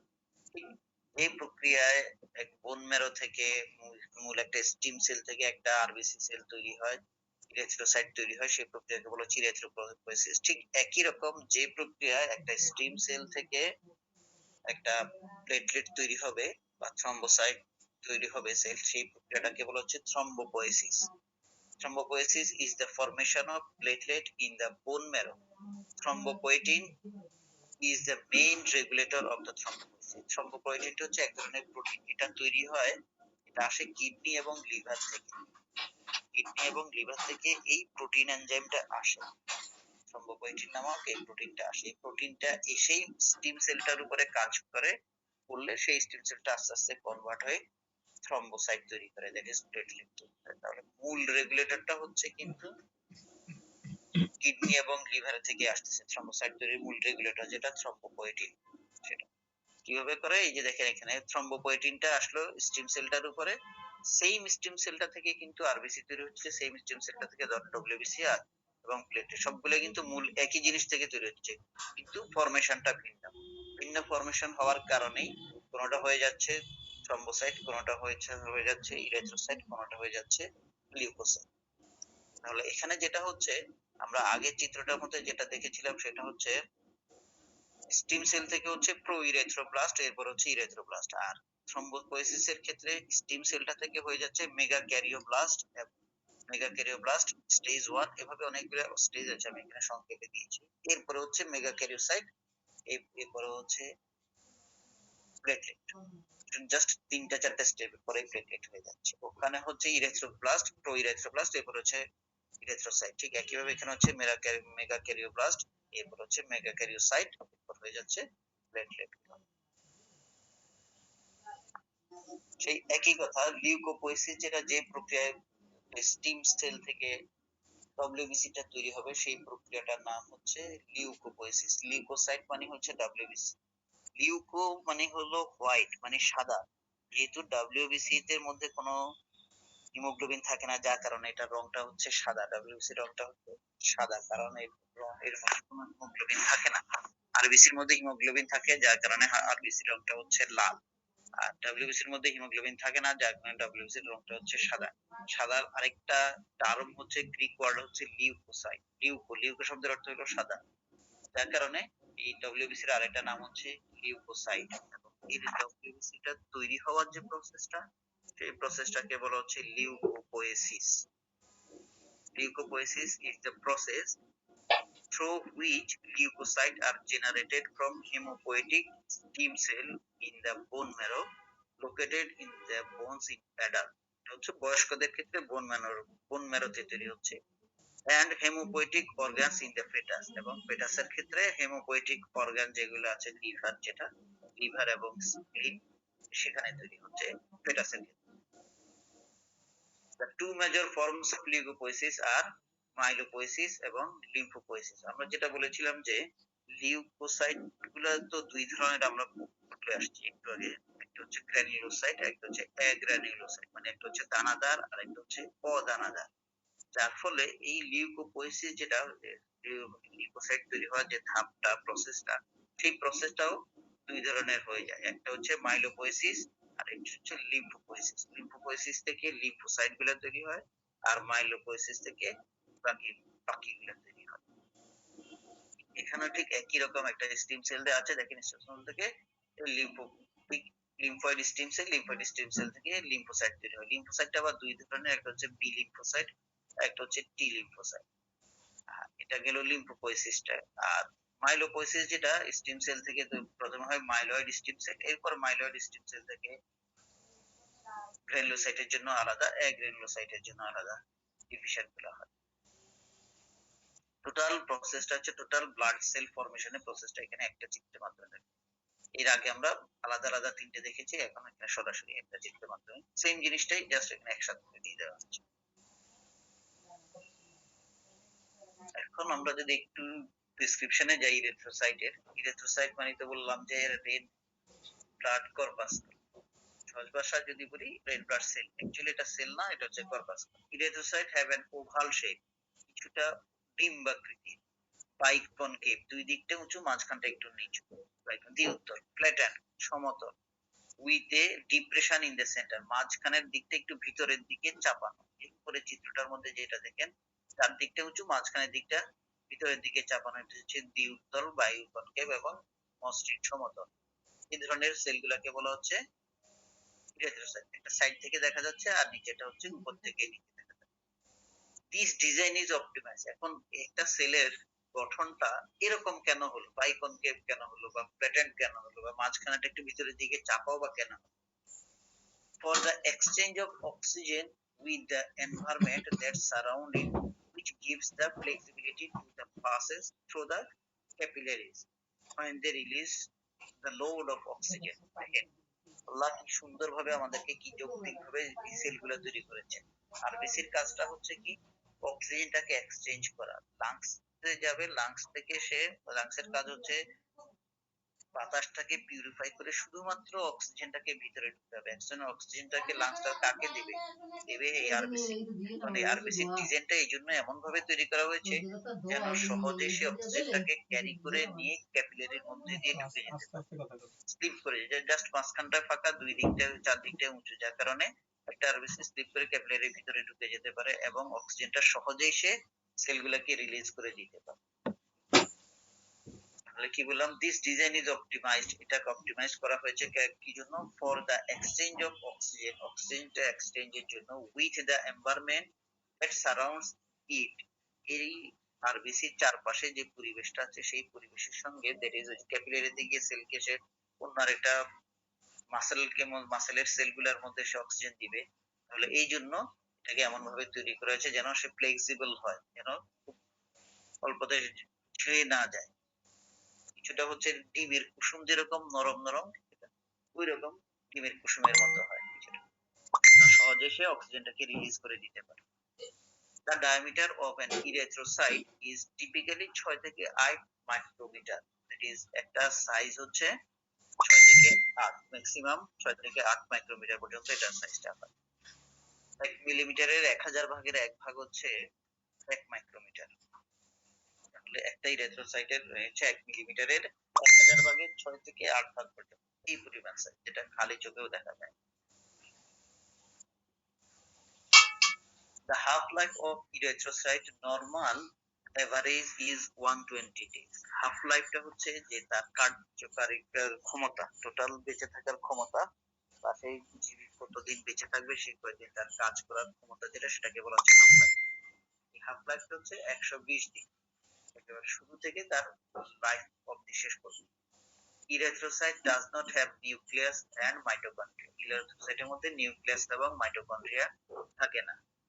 Erythrocyte are quantitative the most number of the blood. এটা হচ্ছে শরীরের মধ্যে সবচেয়ে বেশি পরিমাণে, ব্লাডের মধ্যে সবচেয়ে বেশি পরিমাণে যে সেলটা থাকে সেটা হচ্ছে এই ইরিথ্রোসাইট বা ডব্লিউবিসি। সাধারণত 4.5 থেকে 6 মিলিয়ন পার মাইক্রোমিলিলিটারের মধ্যে। Red blood sell contain hemoglobin, এর মধ্যে হিমোগ্লোবিন থাকে, which is responsible for transporting oxygen, এটা অক্সিজেনটা ট্রান্সপোর্টের জন্য রেসপন্সিবল, and কার্বন ডাই অক্সাইড। দুইটা জিনিস, একটা হচ্ছে সে অক্সিজেন এবং কার্বন ডাই অক্সাইড, অক্সিজেনটাকে সে দিবে সেলের মধ্যে, নিয়ে সেল থেকে সে কার্বন ডাই অক্সাইডটাকে নিয়ে আসবে, জাস্ট ট্রাকের কাজ করে সে। লাংস থেকে সে অক্সিজেনটা নেবে, নিয়ে এসে প্রত্যেকটা সেলের কাছে যাবে, গিয়ে ওই সেলকে অক্সিজেনটা দিয়ে ওই সেলে কার্বন ডাই অক্সাইডটা নেবে, নিয়ে সে আবার এসে তাকে লাংসকে দিয়ে দিবে, লাংসের সাথে এক্সচেঞ্জ করবে। It is also the pigment that gives red color to the body, যেটা আমি আগে বলেছিলাম যে এই রেড ব্লাড সেলটা রক্তের রংটা লাল হচ্ছে, কেন লাল হচ্ছে? আরবিসির কারণে লাল হচ্ছে। কেন আরবিসির কারণে লাল হচ্ছে? কারণ আরবিসির মধ্যে হিমোগ্লোবিন। এই হিমোগ্লোবিনটা কেন? কারণ হিমোগ্লোবিনটা মধ্যে আয়রনটা যুক্ত থাকে, যার কারণে এই রংটা হচ্ছে লাল। এখানে যে নিচে যে চিত্রটা দেখা যাচ্ছে, একটা আরবিসি সাইজ, আরবিসি তার পাশে যেটা সেটা হচ্ছে হিমোগ্লোবিন। হিমোগ্লোবিনের মধ্যে আবার দুই ধরনের ভাগ আছে, একটা হচ্ছে আলফা হিমোগ্লোবিন আর একটা হচ্ছে বিটা হিমোগ্লোবিন। দুই ধরনের হিমোগ্লোবিনের ভিন্নতার কারণে বা এদের শর্টেজের কারণে, স্ট্রাকচারাল চেঞ্জের কারণে বিভিন্ন ধরনের জটিল ব্লাড ক্যান্সার জাতীয় রোগগুলো হয় হিমোগ্লোবিনের গঠন এলোমেলো হলে। যখন একটা হিমোগ্লোবিনের সঙ্গে অক্সিজেনটা যোগ হয়, দেখেন এখানে টোটাল পুরোটা হচ্ছে একটা হিমোগ্লোবিন। এই হিমোগ্লোবিনটার মধ্যে দেখেন একটা অংশ হচ্ছে সাদা, একটা অংশ হচ্ছে লাল। যখনই এই হিমোগ্লোবিনটার সঙ্গে লাংস থেকে সে অক্সিজেনটা ঢুকে যায়, তখন এটার রংটা আস্তে চেঞ্জ হয়ে যায়, ছিল সাদা, এই সঙ্গে সঙ্গে যখন অক্সিজেন এসে গেল তখন স্বাভাবিকভাবে এটার রংটা লাল হয়ে যায়, অক্সিহিমোগ্লোবিন হয়ে যায় তখন। জি, আমরা বলেছিলাম যে হিমোগ্লোবিনের মধ্যে গঠন আছে, একটা হচ্ছে আলফা এবং বিটা, দুই ধরনের হিমোগ্লোবিন আছে, আলফা চেইন এবং বিটা চেইন। এই আলফা চেইন এবং বিটা চেইনের গঠনগত বা কার্যকরগত প্রবলেমের কারণেই কিন্তু এই যে ব্লাড ক্যান্সার, বিভিন্ন ধরনের ব্লাড ক্যান্সার যেটা সেটা হয়ে থাকে। এখানে যে চিত্রটা দেখা যাচ্ছে দেখেন, এই ধরনের চেইন গুলাকে বলা হচ্ছে আলফা চেইন, এবং এই যে ধূসর কালারের যেটা সেটাকে বলা হচ্ছে বিটা চেইন, আর মাঝখানে যেটা সেটা হচ্ছে আয়রন। দেখেন এই যে মাঝখানে যে চিত্রটা দেখা যাচ্ছে, জাস্ট একটা স্লাইডের মতো। স্লাইডের অংশটা হচ্ছে হিম অংশ, আর হিমোগ্লোবিনের মধ্যে হিমোগ্লোবিনটা কি, হিম এবং গ্লোবিন দুইটা শব্দ মিলে তৈরি হচ্ছে হিমোগ্লোবিন। হিম মানে হলো আয়রন, আর গ্লোবিন মানে হলো এক ধরনের প্রোটিন। গ্লোবিনটা হচ্ছে এক ধরনের প্রোটিন। এই হিম এবং গ্লোবিন, দ্যাট ইজ আয়রন এবং প্রোটিন, এই দুইটা মিলে হিমোগ্লোবিন এর একটা অণু তৈরি করতেছে। এখন এই আয়রনটা কোথায় থাকে দেখেন, প্রত্যেকটা হিমোগ্লোবিনের আলফা চেইন বলেন বা বিটা চেইন বলেন, প্রত্যেকটা চেইনের ঠিক মাঝখানেই হিমটার সঙ্গেই আয়রনটা যুক্ত থাকে। হিম অংশটার সঙ্গে, হিম মানে আয়রন, এই এটার সঙ্গেই আয়রনটা, মাঝখানটার মধ্যেই থাকে হিম অংশটা, দ্যাট ইজ আয়রন অংশটা। এটার সঙ্গে গিয়ে যুক্ত হয়, এই হিম অংশটার সঙ্গে যে যুক্ত হয় অক্সিজেন, ওই তখন সেটা অক্সি হিমোগ্লোবিন হয়। এখন হিমোগ্লোবিনটা কি? Haemoglobin is a protein in red blood cell. Red blood সেলের মধ্যে যে প্রোটিনটা আছে সেটার নামই হচ্ছে haemoglobin. The main role of haemoglobin, এর প্রধান কাজটা কি? ইজ টু ট্রান্সপোর্ট অক্সিজেন, অক্সিজেনটাকে ট্রান্সপোর্ট করে নেওয়া, পরিবহন করা, from the lungs to tissue, lungs থেকে টিস্যুতে অক্সিজেনটাকে নিয়ে যাওয়া, and carbon dioxide from tissue to the lungs, এবং কার্বন ডাইঅক্সাইডটাকে টিস্যু থেকে লাংসে নিয়ে আসা, by unstable binding of oxygen and carbon dioxide with bivalent iron haem. এই যে আমরা আগে যে চিত্রটার মধ্যে দেখেছিলাম, এখানে যে আয়রনের অংশটা আছে, হিম অংশটা, এই হিম অংশটার সঙ্গে অস্থায়ীভাবে দুটো জিনিস যোগ হয়। যখন সে লাংসে যায়, সেলটা যখন লাংসে যায়, তখন অস্থায়ীভাবে এই হিম অংশটার সঙ্গে অক্সিজেনটা যুক্ত হয়ে অক্সি হিমোগ্লোবিন হয়। সেটা, এই অক্সি হিমোগ্লোবিনটা যখন টিস্যুর কাছে যায়, টিস্যুর প্রত্যেকটা সেলের কাছে যখন যায়, তখন সে এই অক্সি হিমোগ্লোবিনটা আবার ভেঙে গিয়ে অক্সিজেনটাকে সেলের মধ্যে ঢুকে যায়। সেল থেকে সে কার্বন ডাইঅক্সাইডটা ঠিক একই জায়গায়, যেখান থেকে অক্সিজেনটা সরে গেল, ওই জায়গায় আবার কার্বন ডাইঅক্সাইড এসে যোগ হয়ে তখন সেটা কার্বক্সি হিমোগ্লোবিন হয়। ওই সেটা আবার লাংসে চলে এসে লাংসকে সে কার্বন ডাইঅক্সাইডটা দিয়ে দেয়। এই জাস্ট এই এক্সচেঞ্জের কাজটাই হচ্ছে হিমোগ্লোবিনের কাজ। নরমাল রেজাল্ট ভ্যারি, কম বেশি হতে পারে, বাট জেনারেলি পুরুষদের ক্ষেত্রে 14 থেকে 18 গ্রাম পার ডেসিলিটার এবং মেয়েদের ক্ষেত্রে 12 থেকে 16 গ্রাম পার ডেসিলিটার থাকে। হেমাটোক্রিট, এরপরে হিমোগ্লোবিনের পরে যেটা সেটা হচ্ছে হেমাটোক্রিট। হেমাটোক্রিটটা কি জিনিস? Haematocrit is the proportion of blood volume that is occupied by red blood cell, that is total blood ভলিউমের মধ্যে কি পরিমাণ আরবিসি জায়গা দখল করে আছে, রেড ব্লাড সেলটা জায়গা দখল করে আছে, সেটাই হচ্ছে হেমাটোক্রিট। হেমাটোক্রিটটা নির্ণয় করে কিভাবে? এমসিভি যেটা আছে, মিন কর্পাসকুলার ভলিউম, সেটাকে আরবিসি দিয়ে গুণ করলেই হয়ে যায় হেমাটোক্রিটটা। সাধারণত একজন পুরুষের ক্ষেত্রে থাকে 40 থেকে 50% এবং মেয়েদের ক্ষেত্রে থাকে 36 থেকে 45%। এখন আসেন, এই যে লো হিমোগ্লোবিন, আমরা তো হিমোগ্লোবিন পড়লাম বা আরবিসি পড়লাম, এখন আরবিসি যদি কমে যায়,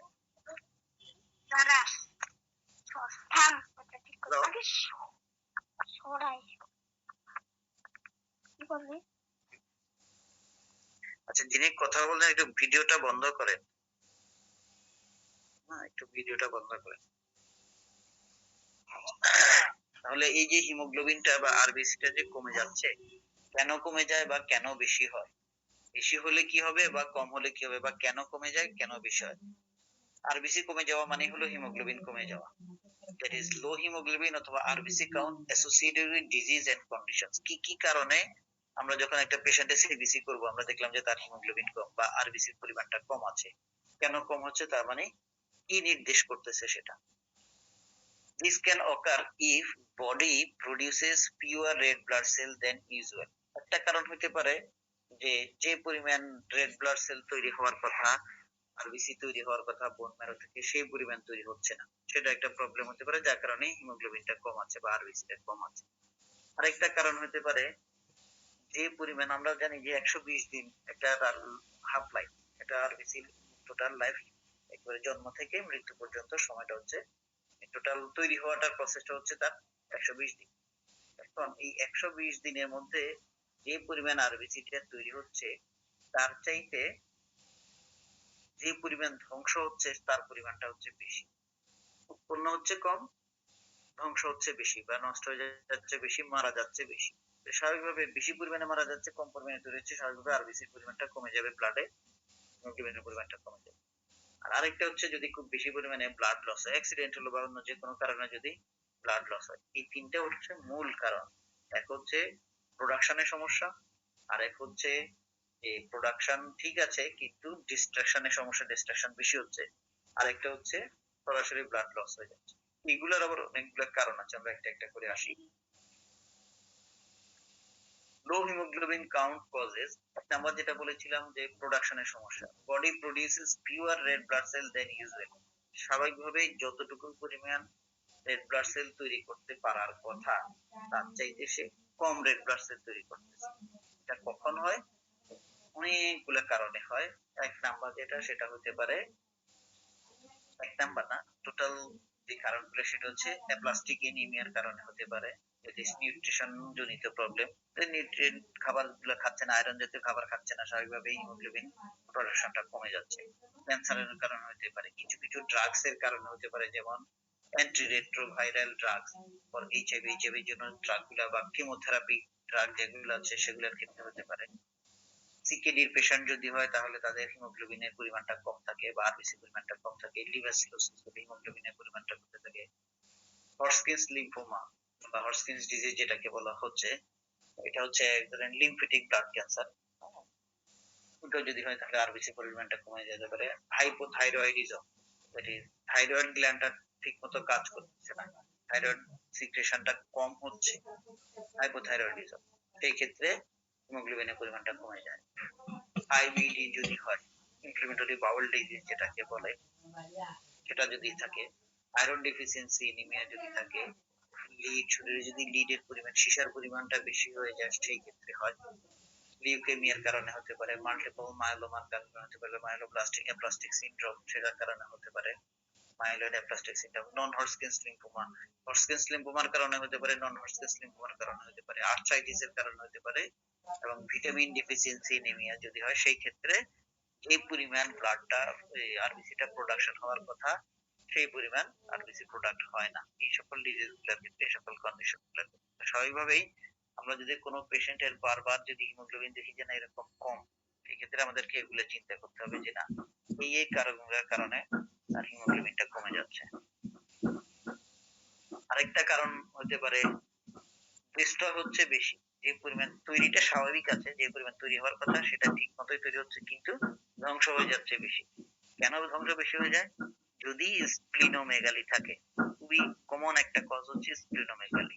আল্ট্রাসোনোগ্রাফি করলে দেখা গেল যে স্প্লিনটা একটু বড় হয়ে আছে, সেই ক্ষেত্রে ধ্বংস, আরবিসিটা ধ্বংস হয়ে যায় বেশি, প্রোডাকশন ঠিক থাকে কিন্তু ধ্বংস হয় বেশি। হেমোলাইসিস হয়ে যায়, ব্লাড আরবিসি সেলগুলো ধ্বংস হয়ে যায়, ভেঙে যায়।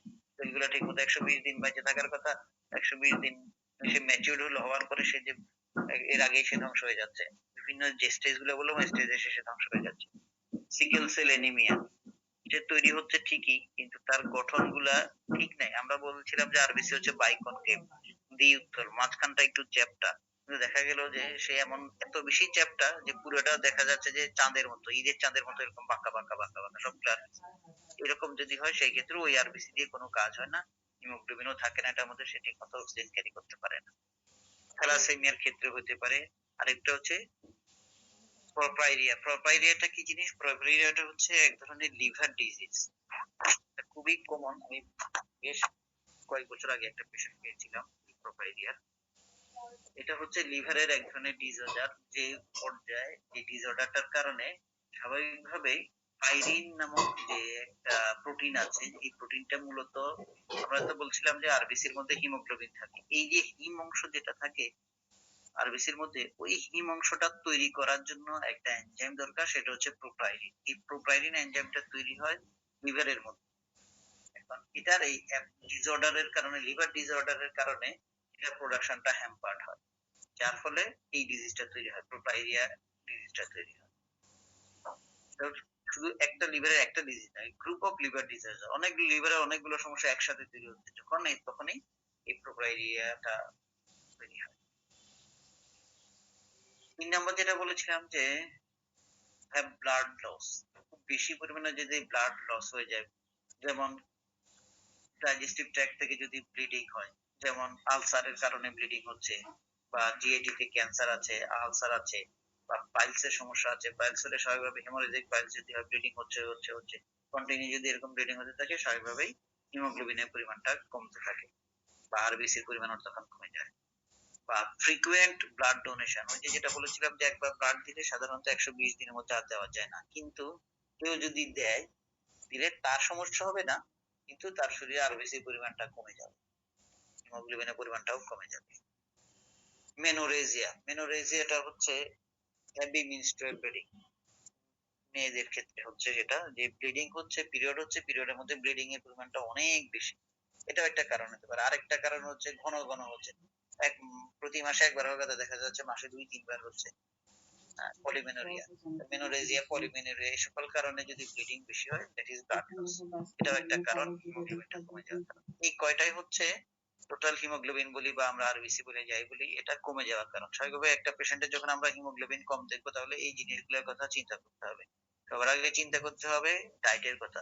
যেহেতু আমরা, আমাদের দেশটা হচ্ছে একেবারে ওরকম বড়লোকি কোনো দেশ না, আমরা খুব গরিব দেশের মানুষ, যার কারণে আমাদের নিউট্রিশনের ডিফিসিয়েন্সি থাকতে পারে। সবার আগে চিন্তা করতে হবে নিউট্রিশন ডিফিসিয়েন্সি, এটা যদি না থাকে দেন এই সকল ডিজিজ গুলোর কথা চিন্তা করতে হবে, তখন এই সকল ডিজিজ গুলো ধরে ট্রিটমেন্টটা দেওয়াটা দরকার। এইগুলো তো সেই একই জিনিস, ইন্ডিসেস যেগুলো আছে এমসিভি, এমসিএইচ, এমসিএইচ, এগুলোর একটু ডিটেইলস পড়ে আমরা আজকে ক্লাসটা শেষ করব। এমসিভি কি জিনিস, জাস্ট আরবিসিটা করেই ডব্লিউবিসি এবং প্লেটলেট আজকে আর যাব। এমসিভিটা, the MCV is expressed in femtoliter, এটার যে ইউনিটটা সেটা হচ্ছে ফেমটোলিটার। ফেমটোলিটার মানে কি, ওই যে দেখেন 10 to the power 15 লিটার, মানে 1 লিটারকে একের পরে 15টা শূন্য দিয়ে ভাগ করলে যে পরিমাণ হবে সেটা হচ্ছে 1 ফেমটোলিটার। তাহলে একটা এমসিভি মিন কর্পাসকুলার ভলিউমের পরিমাণটা হচ্ছে 84 থেকে 90 ফেমটোলিটার। এটা সরাসরি ওই যে হেমাটোলাইজার মেশিন, যে হেমাটোলজি অ্যানালাইজার যে মেশিন দেখছি, ওটা অটোভাবে ডিটেক্ট করে। এখন এমসিবি আমরা বলেছিলাম যে 84 থেকে 90 ফেমটোলিটার হচ্ছে নরমাল। যদি নরমাল থাকে তখন সেটা হলো হচ্ছে নরমোসাইটিক ইরিথ্রোসাইট, নরমোসাইটিক। আর যদি ইরিথ্রোসাইট মানে হলো আরবিসি, নরমোসাইটিক ইরিথ্রোসাইট। যদি 84 থেকে 90, কিন্তু সেটা কমতে কমতে যদি 80-ও কম হয়ে যায়, তখন সেটাকে বলা হচ্ছে মাইক্রোসাইটিক, মাইক্রোসাইটিক। আবার যদি সেটা বাড়তে বাড়তে 90 চাইতেও যদি বেশি হয়ে যায়, তখন সেটাকে বলা হচ্ছে ম্যাক্রোসাইটিক ইরিথ্রোসাইট। তাহলে একটা হচ্ছে নরমোসাইটিক 84 থেকে 90, আর যদি 80 কমে যায় তখন সেটা হচ্ছে মাইক্রোসাইটিক, আর যদি 90 বেশি হয়ে যায় তখন সেটা হচ্ছে ম্যাক্রোসাইটিক। আর আরবিসি ডেফিসিয়েন্সি যদি হয় তখন তো স্বাভাবিকভাবেই সেটাকে এনিমিয়া ধরে নেওয়া হয়। তাহলে একটা হবে নরমোসাইটিক এনিমিয়া, আর একটা হচ্ছে মাইক্রোসাইটিক এনিমিয়া, আর একটা হচ্ছে ম্যাক্রোসাইটিক এনিমিয়া যদি এনিমিয়া থাকে। এখন এই যে এমসিভিটা ম্যাক্রোসাইটিক কখন হয়, ম্যাক্রোসাইটিক কি বলেছিলাম, ম্যাক্রোসাইটিক বলেছিলাম যে নরমালের চাইতে বেশি হচ্ছে 90 পর্যন্ত, 84 থেকে 90 পর্যন্ত বেশি, কিন্তু 90 চাইতেও বেশি যদি এমসিবি থাকে, সেই ক্ষেত্রে আমরা কি বুঝবো, সেই ক্ষেত্রে বুঝবো যে তার ভিটামিন বি12 এর ডিফিসিয়েন্সি আছে, অথবা ফোলেট ডিফিসিয়েন্সি। ফোলেটটা কি জিনিস, ফোলেটটা হচ্ছে ভিটামিন বি9, ওটার আরেকটা নাম হচ্ছে ফোলেট। তাহলে ভিটামিন বি12 ডিফিসিয়েন্সির কারণে এমসিবিটা বেড়ে যায়, বা ভিটামিন বি9 এর কারণে এমসিবিটা বেড়ে যায়, বা কিছু কিছু কেমোথেরাপি ড্রাগস এর কারণে হতে পারে। প্রিলিউকেমিয়াস মানে লিউকেমিয়া হয় না, এই লিউকেমিয়ার লক্ষণটা দেখা দিচ্ছে, এই ধরনের যদি হয় সেই ক্ষেত্রে এমসিবিটা বেড়ে যায়। আর কমে যায় কখন, আয়রন ডেফিসিয়েন্সি এনিমিয়ার ক্ষেত্রে, which is causes poor dietary intake। একদম কমন যেটা সেটা হচ্ছে ডায়েটারি ইনটেক খুবই খারাপ, নিউট্রিশন জাতীয় খাবারগুলো খাচ্ছে না, আয়রন কন্টেন্ট খাবারগুলো খাচ্ছে না। মিনিস্ট্রাল ব্লিডিং কারণে হতে পারে, গ্যাস্ট্রোইন্টেস্টাইনাল ব্লিডিং এর কারণে হতে পারে, থ্যালাসেমিয়ার কারণে হতে পারে, লিভ পয়জনিং এবং ক্রনিক ডিজিজ, দীর্ঘদিন ধরে একটা রোগে ভুগতেছে, এই ধরনের যদি হয় সেই ক্ষেত্রে মাইক্রোসাইটিক এনিমিয়া দেখা দেয়। দ্যাট ইজ মিন কর্পাসকুলার ভলিউমটা সাইজে 80 চেয়েও কমে যায়, তখন তাকে বলা হচ্ছে মাইক্রোসাইটিক। এমসিএইচ যেটা মিন কর্পাসকুলার হিমোগ্লোবিন, কর্পাসকুলার মানে বলেছি আরবিসি, এটাকে প্রকাশ করা হয় পিকোগ্রাম দ্বারা, পিজি মানে পিকোগ্রাম পার আরবিসি, প্রত্যেকটা আরবিসির মধ্যে কি পরিমাণ আছে সেটা। নরমাল হিমোগ্লোবিন যদি কোনো একজন পেশেন্টের 15 গ্রাম পার ডিএল হয়, এবং আরবিসি যদি 5 হয়, পার লিটারে 5 লাখ যদি হয় তাহলে এমসিটা বের করা হয় 15 ভাগে 5 ইনটু 10 দ্বারা গুণ করলে 30। এটা হচ্ছে এমসিএইচ নির্ণয়ের হিসাবটা। এখন এই এমসিএইচ টা যদি আমরা বলি 27 থেকে 35 পিকোগ্রাম হচ্ছে নরমাল, এটা হচ্ছে নর্মোক্রমিক আরবিসি। যদি 27 এর কম হয় তখন সেটা হচ্ছে হাইপোক্রমিক, আর যদি এমসিএইচ টা 35 এর বেশি হয় তখন সেটা হচ্ছে হাইপারক্রমিক। কখন কমে? এক নাম্বার যেটা এমসিএইচ টা কমে যায় কখন, আমরা স্বাভাবিকভাবে রিপোর্টে যদি দেখি যে কি তার এমসিএইচ টা অনেক কম, চিন্তা করতে হবে কি সবার আগে যেটা সেটা হচ্ছে আয়রন ডিফিসিয়েন্সি। আমরা গরিব দেশ, গরিব মানুষ, খাবার পাই না ঠিকমতো, আয়রন জাতীয় খাবার পাই না ঠিকমতো, যার কারণে আয়রন ডিফিসিয়েন্সিটা হতে পারে ডিউ টু ডায়েটারি ডিফিসিয়েন্সি, এক নাম্বার যেটা। আরেকটা হচ্ছে গাট ডিসঅর্ডার, ওই যে যেটা বলেছিলাম যে আমাদের জিআই ট্র্যাক্টের মধ্যে কোথাও না কোথাও সমস্যা আছে, সেটা হয় নিউট্রিয়েন্ট গুলাকে অ্যাবজর্ব করতে পারে না, বিশেষত আয়রনটাকে সে অ্যাবজর্ব করতে পারে না, সেটা একটা কারণ হতে পারে gut disorder. Toxin that interferes with iron absorption such as lead, যেমন লিড পয়জনিং যেটা হয়, গত কয়েক বছর আগে মনে হয় পত্রিকায় দেখেছিলাম ঢাকা শহরে সবচেয়ে বেশি লিডের পরিমাণ, বাতাসে লিডের ঘনত্বটা সবচেয়ে বেশি।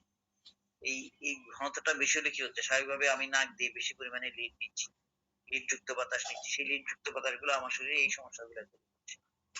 তাহলে এই লিডটা শরীরে গিয়ে কি করতেছে, আয়রনটাকে অ্যাবজর্ব করতে বাধা দেয়, যার কারণে আয়রন ডিফিসিয়েন্সি দেখা যায়। সিলিয়াক ডিজিজ, আমরা আগের একটা ক্লাসে কিন্তু সিলিয়াক ডিজিজ নিয়ে আলোচনা করেছি। এই ধরনের ডিজিজ গুলা আয়রনটাকে অ্যাবজর্ব করতে বাধা দেয়। গ্যাস্ট্রিক সার্জারি, কোনো কারণে যদি স্টোমাকের কোনো কারণে সার্জারি করা হলো, সেই ক্ষেত্রে জি ট্র্যাক্টের মধ্যে কোথাও যদি সার্জারি করা হয় সেই ক্ষেত্রে আয়রনের অ্যাবজর্পশনটা কমে যায়। আবার excessive menstruation may also become anaemic, সেটার কারণেও কিন্তু এই এমসিএইচ টা কমে যেতে পারে। আর আরেকটা হচ্ছে থ্যালাসেমিয়া, এই সকল কারণে এমসিএইচ টা কমে যায়। আবার এমসিএইচ টা বেশি হয়ে যায় কখন, যদি বেশি হয়ে যায় তখন সেটাকে বলা হচ্ছে ম্যাক্রোসাইটিক এনিমিয়া। ম্যাক্রোসাইটিক এনিমিয়া সেই ক্ষেত্রে হচ্ছে কি, this condition occurs when the blood cell are too big, যে একটা আরবিসির সাইজ যতটুকু হওয়ার কথা আমরা বলেছিলাম 6 থেকে 8, হ্যাঁ, ওটার চাইতে যদি বেশি হয়ে যায়, আরো বড় হয়ে যায়, which can be results of not having enough vitamin B12, তাহলে বেশি বড় হয়ে যাচ্ছে আরবিসি সাইজগুলো, কেন হচ্ছে, ভিটামিন B12 এর ডেফিসিয়েন্সি বা ফলিক অ্যাসিডের ডেফিসিয়েন্সির কারণে, সেই ক্ষেত্রে এমসিএইচ টা অনেক বেড়ে যায়। আরো কিছু কারণে হতে পারে, যেমন লিভার ডিজিজের কারণে হতে পারে, বা থাইরয়েডটা overactive thyroid, that is hyperthyroidism যদি হয়, বা অ্যালকোহল যদি খায় খুব, কারো যদি অ্যালকোহল খাওয়ার অভ্যাস থাকে সেই ক্ষেত্রে হবে, ক্যান্সার যদি থাকে সেই ক্ষেত্রে হবে, অথবা কমপ্লিকেশনস অফ অ্যান ইনফেকশন, কোন একটা ইনফেকশন হলো সেটা কমপ্লিকেটেড হয়ে গেল, সেই ক্ষেত্রে এমসিএইচ টা বেড়ে যায়। Taking too many medications containing oestrogen, oestrogen তো এক ধরনের হরমোন আমরা জানি, এই ইস্ট্রোজেন হরমোন যুক্ত যে কোনো মেডিকেশন যদি দীর্ঘদিন ধরে নেয় সেই ক্ষেত্রে হিমোগ্লোবিনটা কমে, এমসিএইচ টা কমে যায়। আরেকটা যেটা সেটা হচ্ছে এমসিএইচসি, মিন কর্পাসকুলার হিমোগ্লোবিন কনসেন্ট্রেশন, এটার নরমাল রেঞ্জ হচ্ছে 32 থেকে 36 গ্রাম পার ডেসিলিটার। এটা নির্ণয় করার সে একই কথা, হিমোগ্লোবিনটাকে এইচসিটি দ্বারা ভাগ করে তাকে 100 দ্বারা গুণ করলেই হয়ে যায়, অথবা হিমোগ্লোবিনটাকে আরবিসি এবং এমসিপির গুণফল দ্বারা ভাগ করে 1000 দ্বারা গুণ করলেই এমসিএইচটি নির্ণয় করা যায়। এখন এই এমসিএইচসি যেটা নরমাল তো বলেছি 32 থেকে 36 গ্রাম পার ডেসিলিটার, কখন বেড়ে যায়, অটো ইমিউনো হেমোলাইটিক এনিমিয়া, যেটা ব্লাড ক্যান্সার বলে, এক ধরনের অটো ইমিউনো হেমোলাইটিক এনিমিয়া, যে অটোমেটিক ভাবেই হেমোলাইসিস হয়ে যাচ্ছে, আরবিসি গুলা ভেঙে যাচ্ছে। This is a condition in which the body's immune system mistakenly attacks its own red cell, ওই যেটা বললাম যে এটা হলো এক ধরনের ব্লাড ক্যান্সার, যে স্বাভাবিকভাবেই ডব্লিউবিসি এবং আরবিসি এরা দুই ভাই একসাথেই চলছে, কিন্তু হঠাৎ করে কোনো না কোনো একটা কারণে এক ভাই আরেক ভাইকে চিনতেছে না, খুন করে ফেলতেছে, আর ডব্লিউবিসি এসে আরবিসি গুলোকে এনগালফ করে ফেলতেছে, আরবিসি গুলোকে ধ্বংস করে দিচ্ছে। এই ধরনের ডিজিজ গুলোকে বলা হচ্ছে অটোহেমোলাইটিক anaemia. Sometimes high MCH develops in its own, কখনো কখনো দেখা যাচ্ছে যে আরবিসি একটা হচ্ছে ডব্লিউবিসি গুলা আরবিসি গুলাকে ধ্বংস করে দিচ্ছে, একটা সেল আরেকটা সেলকে ধ্বংস করে দিচ্ছে, আবার আরেকটা হচ্ছে বডির ইমিউন সিস্টেমটা ধ্বংস করে যাচ্ছে। শরীরের ইমিউন সিস্টেমের কারণে যদি আরবিসি গুলা ধ্বংস হয়ে যায় সেটার কারণে এমসিএইচ টা বেড়ে যায়। আবার ডব্লিউবিসির কারণে একটা একটা সেল ডব্লিউবিসি সেটা ব্লাডের একটা উপাদান, আরবিসি সেটাও ব্লাডের একটা উপাদান। একটা উপাদান যখন আরেকটা উপাদানকে নষ্ট করে দেয় তখন সেটাও সেই ক্ষেত্রেও এমসিএইচটা বেড়ে যায়। একটা হচ্ছে ইমিউন সিস্টেমের কারণে সেলগুলো ড্যামেজ হয়ে যাচ্ছে, আর আরেকটা হচ্ছে ইমিউন সিস্টেম না, সরাসরি একটা ডব্লিউবিসি একটা আরবিসি কে নষ্ট করে দিচ্ছে সেটার কারণে। যখন একটা সরাসরি একটা ডব্লিউবিসি একটা আরবিসি কে নষ্ট করে দেয় তখন সেটাকে বলা হচ্ছে লিউপাস। লিউপাস ইরিথ্রোমেটাস, যেটা এসএলই যেটাকে বলা হয় সিস্টেমিক লিউপাস ইরিথ্রোমেটাস, সেটা এটার কারণেও হতে পারে। অথবা লিম্ফোমা যদি থাকে, লিম্ফোমা বলেছিলাম যে আমরা লিম্ফেটিক চ্যানেলের বা লিম্ফেটিক সিস্টেমের টিউমার, যেটাকে বলা হচ্ছে লিম্ফোমা, লিম্ফ গ্ল্যান্ড গুলো ফুলে যায়। লিম্ফোমাটা আবার দুই ধরনের আছে। তাহলে এই লিম্ফোমাটা হচ্ছে লিম্ফ নোডের টিউমার, যেটা সেটাকে বলা হচ্ছে লিম্ফোমা। এটাও কিন্তু এক ধরনের ক্যান্সার লিম্ফোমাটা। এই সকল কারণে এমসিএইচসিটা বেড়ে যায়। It can also happen as a result of taking certain কিছু ওষুধের কারণে এটা বেড়ে যায়। তো সাইড এফেক্ট অ্যালোপ্যাথিক ওষুধের। আর এটা হচ্ছে ম্যাক্রোসাইটিক এনিমিয়া, একটা হচ্ছে অটো ইমিউনো হেমোলাইটিক এনিমিয়া, যেটা হচ্ছে সরাসরি ব্লাড ক্যান্সার বলা যায় এটাকে। এই সেলগুলো নিজে নিজে একটা আরেকটাকে ধ্বংস করে দিচ্ছে বডির ভিতরে কোনো কারণ ছাড়াই। আর একটা হচ্ছে ম্যাক্রোসাইটিক এনিমিয়া, এই type of blood disorder where some of the red blood cell are much larger than usual। স্বাভাবিকভাবেই নরমালের চাইতে আরবিসি সাইজটা অনেক বড় হয়ে যায়। সেটা একটু আগে বলেছিলাম, কেন হচ্ছে ভিটামিন বি12 ডেফিসিয়েন্সির কারণে। এই ক্ষেত্রেও এমসিএইচসিটা অনেক বেড়ে যায়। আর আরেকটা হচ্ছে বংশগত যে ডিজিজ গুলো আছে, genetic mutation that makes the membrane of the red blood cell fragile. That is যে বংশগত জেনেটিক ডিসঅর্ডারের কারণে, যেটা মা বাবা থেকে বাচ্চার মধ্যে চলে আসলো, এরকম বংশগত ডিজিজের কারণে আরবিসির বাইরে যে কোষ প্রাচীরটা আছে ওই কোষ প্রাচীরটা ছিঁড়ে যায়, ভঙ্গুর থাকে, অল্পতেই সে ভেঙে যায়। This condition is typically passes down from the parent to the child, যে প্যারেন্ট থেকে চাইল্ডের দিকে চলে আসে, দ্যাট ইজ বংশগতভাবে আসে। এটা হচ্ছে হেরিডিটি। আরো কি কি কারণ হতে পারে? সিভিয়ার বার্নস, কোথাও যদি খুব বেশি পুড়ে যায়, কোনো কারণে পুড়ে গেল শরীরের মধ্যে, সেই ক্ষেত্রে হেমোলাইটিক এনিমিয়া ডেভেলপ করে, যার ফলে এমসিএইচসিটা বেড়ে যায়। লিভারের ডিজিজের কারণে বেড়ে যেতে পারে। ওভার অ্যাক্টিভ থাইরয়েড, হাইপারথাইরয়েডিজম যদি হয় সেই ক্ষেত্রেও বেড়ে যেতে পারে, এবং কিছু কিছু ওষুধের কারণে, বিশেষত কেমোথেরাপিক ড্রাগস যেগুলো আছে সেগুলোর কারণে এই এমসিএইচসিটা বেড়ে যায়। কমে যায় কখন? মোস্ট কমন কজ যেটা কমে যাওয়ার, সেটা হচ্ছে এনিমিয়া, অন্য কিছু না, এনিমিয়া। তার মধ্যে এছাড়াও আরো কিছু হচ্ছে মাইক্রোসাইটিক এনিমিয়া, যেটা ল্যাক অফ আয়রনের অভাবে যদি হয়। সবগুলো সোজা কথা হচ্ছে এখানে এনিমিয়াটাই মূল কথা। এনিমিয়াটা যে কারণগুলোর কারণ হতে পারে সবগুলাই হচ্ছে এই এমসিএইচটা কমে যাওয়ার কারণে। যেমন আয়রন ডিফিসিয়েন্সির কারণে হতে পারে, সিলিয়াক ডিজিজের কারণে হতে পারে, ক্রনস ডিজিজের কারণে হতে পারে, gastric bypass surgery, gastric surgery করলো যার কারণে ওখানে অ্যাবজর্পশনটা ঠিক মতো হচ্ছে না, সেটার কারণে। টোটাল মূল কথাটাই হচ্ছে কমে যাওয়ার একমাত্র কারণ হচ্ছে এনিমিয়া। সেটা যেই কারণেই হোক, ক্যান্সারের কারণে হোক, ইনফেকশনের কারণে হোক, বা যেই কারণে হোক, যদি আয়রন ডেফিসিয়েন্সি থাকে সেই ক্ষেত্রে এমসিএইচটা কমে যায়। লিড পয়জনিং এর কারণেও হতে পারে। আরডিডব্লিউ, এটা পরে আজকে শেষ করব। আরডিডব্লিউটা কি? Red cell distribution with, it is the measurement of range in the volume and size of your red blood cell erythrocyte। red blood cell মানে তো erythrocyte। এটা হচ্ছে range in the volume and size, volume এবং size কতটুকু আরবিসির মধ্যে, সেটা আরবিসির range এবং ভলিউম কতটুকু সেটা হচ্ছে আরডিডব্লিউ। খুবই গুরুত্বপূর্ণ একটা জিনিস RDW. RDW reflects the size distribution of the erythrocyte population. Total ইরিথ্রোসাইটের সাইজটা কতটুকু আছে সেটাই দ্বারা বোঝাচ্ছে আরডিডব্লিউটা। নরমালি হচ্ছে 11 থেকে 15%। যদি আরডিডব্লিউ নরমাল থাকে, আমরা রিপোর্টে দেখলাম আরডিডব্লিউ নরমাল, কোনো সমস্যা নাই, বাট এমসিভিটা কম। আরডিডব্লিউ নরমাল আছে কিন্তু এমসিভিটা কম আছে, তার মানে এটা নিশ্চিত থ্যালাসেমিয়ার পেশেন্ট। আবার যদি দেখি যে না আরডিডব্লিউটা বেশি কিন্তু এমসিএইচটা কম, সেই ক্ষেত্রে সেটা হচ্ছে আয়রন ডেফিসিয়েন্সি, এটা অন্য কোনো কারণ নাই, আয়রন ডেফিসিয়েন্সি। হাই কখন হবে আরডিডব্লিউটা? এক নাম্বার যেটা আয়রন ডিফিসিয়েন্সির কারণে। 2 নাম্বার যেটা সেটা হচ্ছে ভিটামিন B12 এবং B9 ডিফিসিয়েন্সির কারণে। 3 নাম্বার যেটা সেটা হচ্ছে আয়রন, ভিটামিন B12, ফোলেট সবগুলো একসাথেই ডিফিসিয়েন্সি। আর আরেকটা হচ্ছে রিসেন্ট হেমোরেজ, খুব কিছুদিন আগে খুব বেশি পরিমাণে হেমোরেজ হয়েছে অ্যাক্সিডেন্টের কারণে হোক বা অন্য যে কোনো কারণে হোক, সেই ক্ষেত্রে হাই RDW থাকবে, তবে নরমাল থাকবে MCT। A false high RDW reading can occur if EDTA, আর আরেকটা জিনিস হচ্ছে যে ব্লাড টেস্ট করার সময় ওই যে টেকনোলজিস্ট যিনি আছেন উনি যদি EDTA, সাধারণত এই ব্লাডটা টেস্ট করতে হয় EDTA দিয়ে। EDTA টা কি? ইথিলিন ডায়ামিন টেট্রাঅ্যাসিটিক অ্যাসিড, এটা একটা কেমিক্যাল, এটা লিকুইড, এটা দিয়ে ব্লাডটা চেক করতে হয়। কিন্তু উনি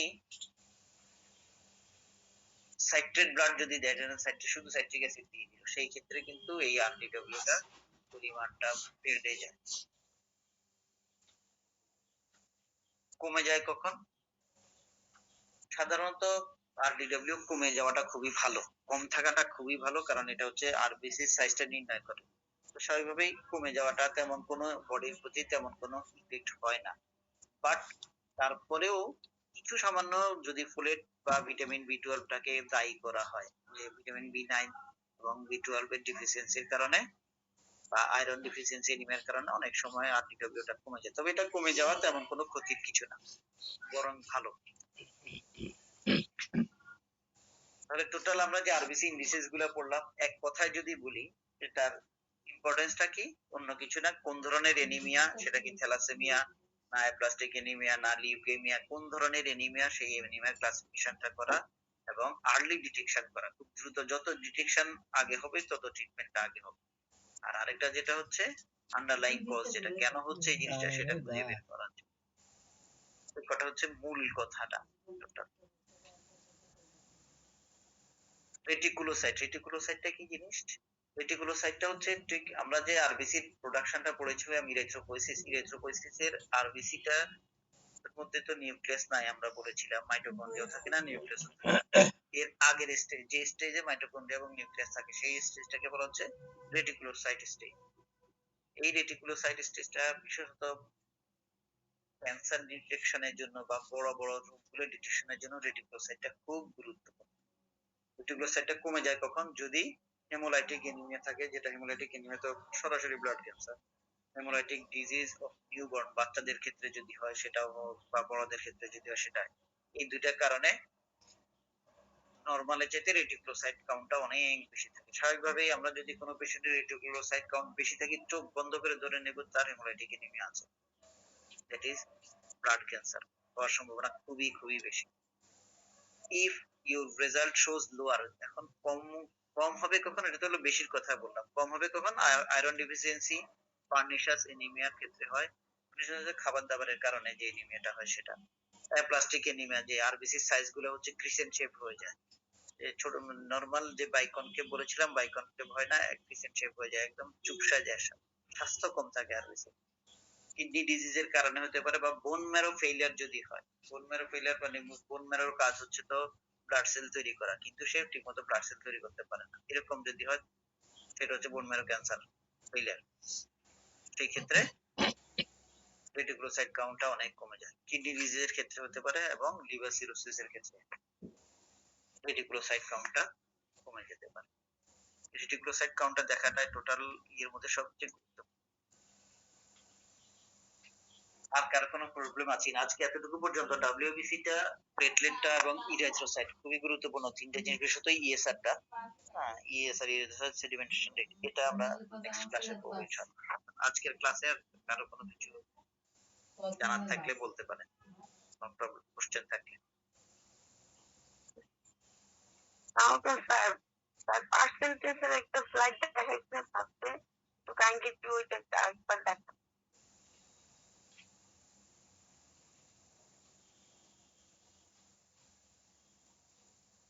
এটা কথা বলেছেন? জি জি স্যার।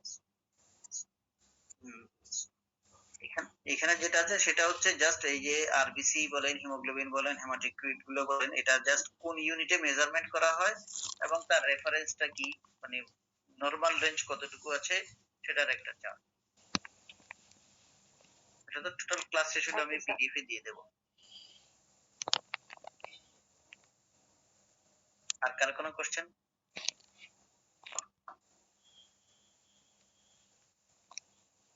স্যার এই নরমাল ভ্যালু যেটা রেঞ্জ দেওয়া আছে এটা কি এই জি। ডাক্তার যারা এটা দেখে এদের কি মুখস্থ থাকে নাকি এটা চার্ট আকারে দেখে সে কি করতে পারে? এখন তো সবকিছু আধুনিক হয়ে গেছে। এখন আপনি যখন কোনো পেশেন্টকে ব্লাড টেস্টের জন্য পাঠাবেন, সিবিসি দেবেন, তখন ওই পাশেই রেফারেন্স টেন্স এগুলো লেখা থাকে। আগে এগুলো লেখা থাকতো না। আগে এগুলো ডাক্তারদেরকে মুখস্থ মনে রাখতে হতো। এখন আর মনে থাকা লাগে না, এখন ওই ইয়ের মধ্যেও দিয়ে দেয়। তারপরেও আপনার মনে রাখাটা ভালো, কারণ অনেক সময় দেখা যায় যে ভুল দিয়ে দেয়। এটা নিজে মনে রাখতে পারলে খুবই ভালো। তবে সাধারণত এখন রিপোর্টের মধ্যে ওই যে পেশেন্টের ইয়ের পাশে যে আমার এখানে যেখানে এই চিত্রটার মধ্যে দেখেন স্যাম্পলের জায়গাটা আমি খালি রেখেছি। ঠিক এরকম স্যাম্পলের জায়গায় পেশেন্টের রেজাল্টটা দিয়ে দিবে আর এপাশে রেফারেন্সটা দিয়ে দিবে। এখন সবগুলো রিপোর্টে এরকম দিয়ে দেয়। Thank you sir. আসসালামু আলাইকুম ওয়ালাইকুম আসসালাম। জি বলেন। স্যার, আগামী ক্লাসে যে একটু কাইন্ডলি যদি ব্লু লেখাটা অন্য কালার হইলে ভালো হইতো, এটা বোঝা যায় না স্যার। ও, আচ্ছা ঠিক আছে। Thank you sir. আসসালামু আলাইকুম।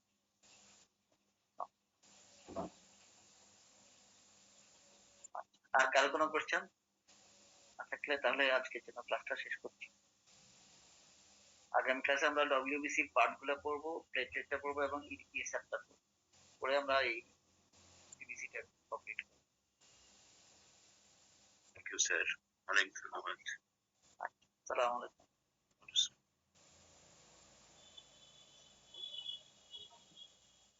আসসালামু আলাইকুম স্যার, তাহলে গেলাম। আচ্ছা, আল্লাহ হাফেজ। যান। আল্লাহ হাফেজ। আসসালামু আলাইকুম ওয়া রাহমাতুল্লাহ।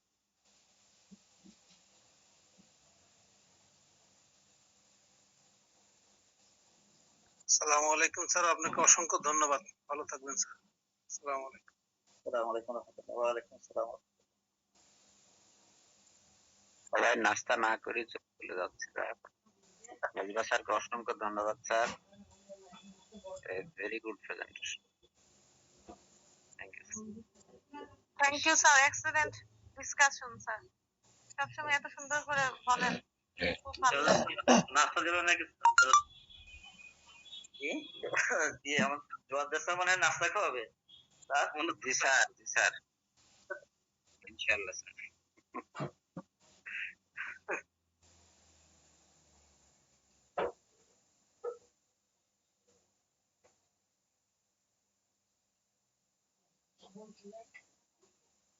মেজবা স্যার, আমি আপনার সাথে পরে কন্ট্যাক্ট করবো ইনশাআল্লাহ। আচ্ছা আচ্ছা, ঠিক আছে। আসসালামু আলাইকুম।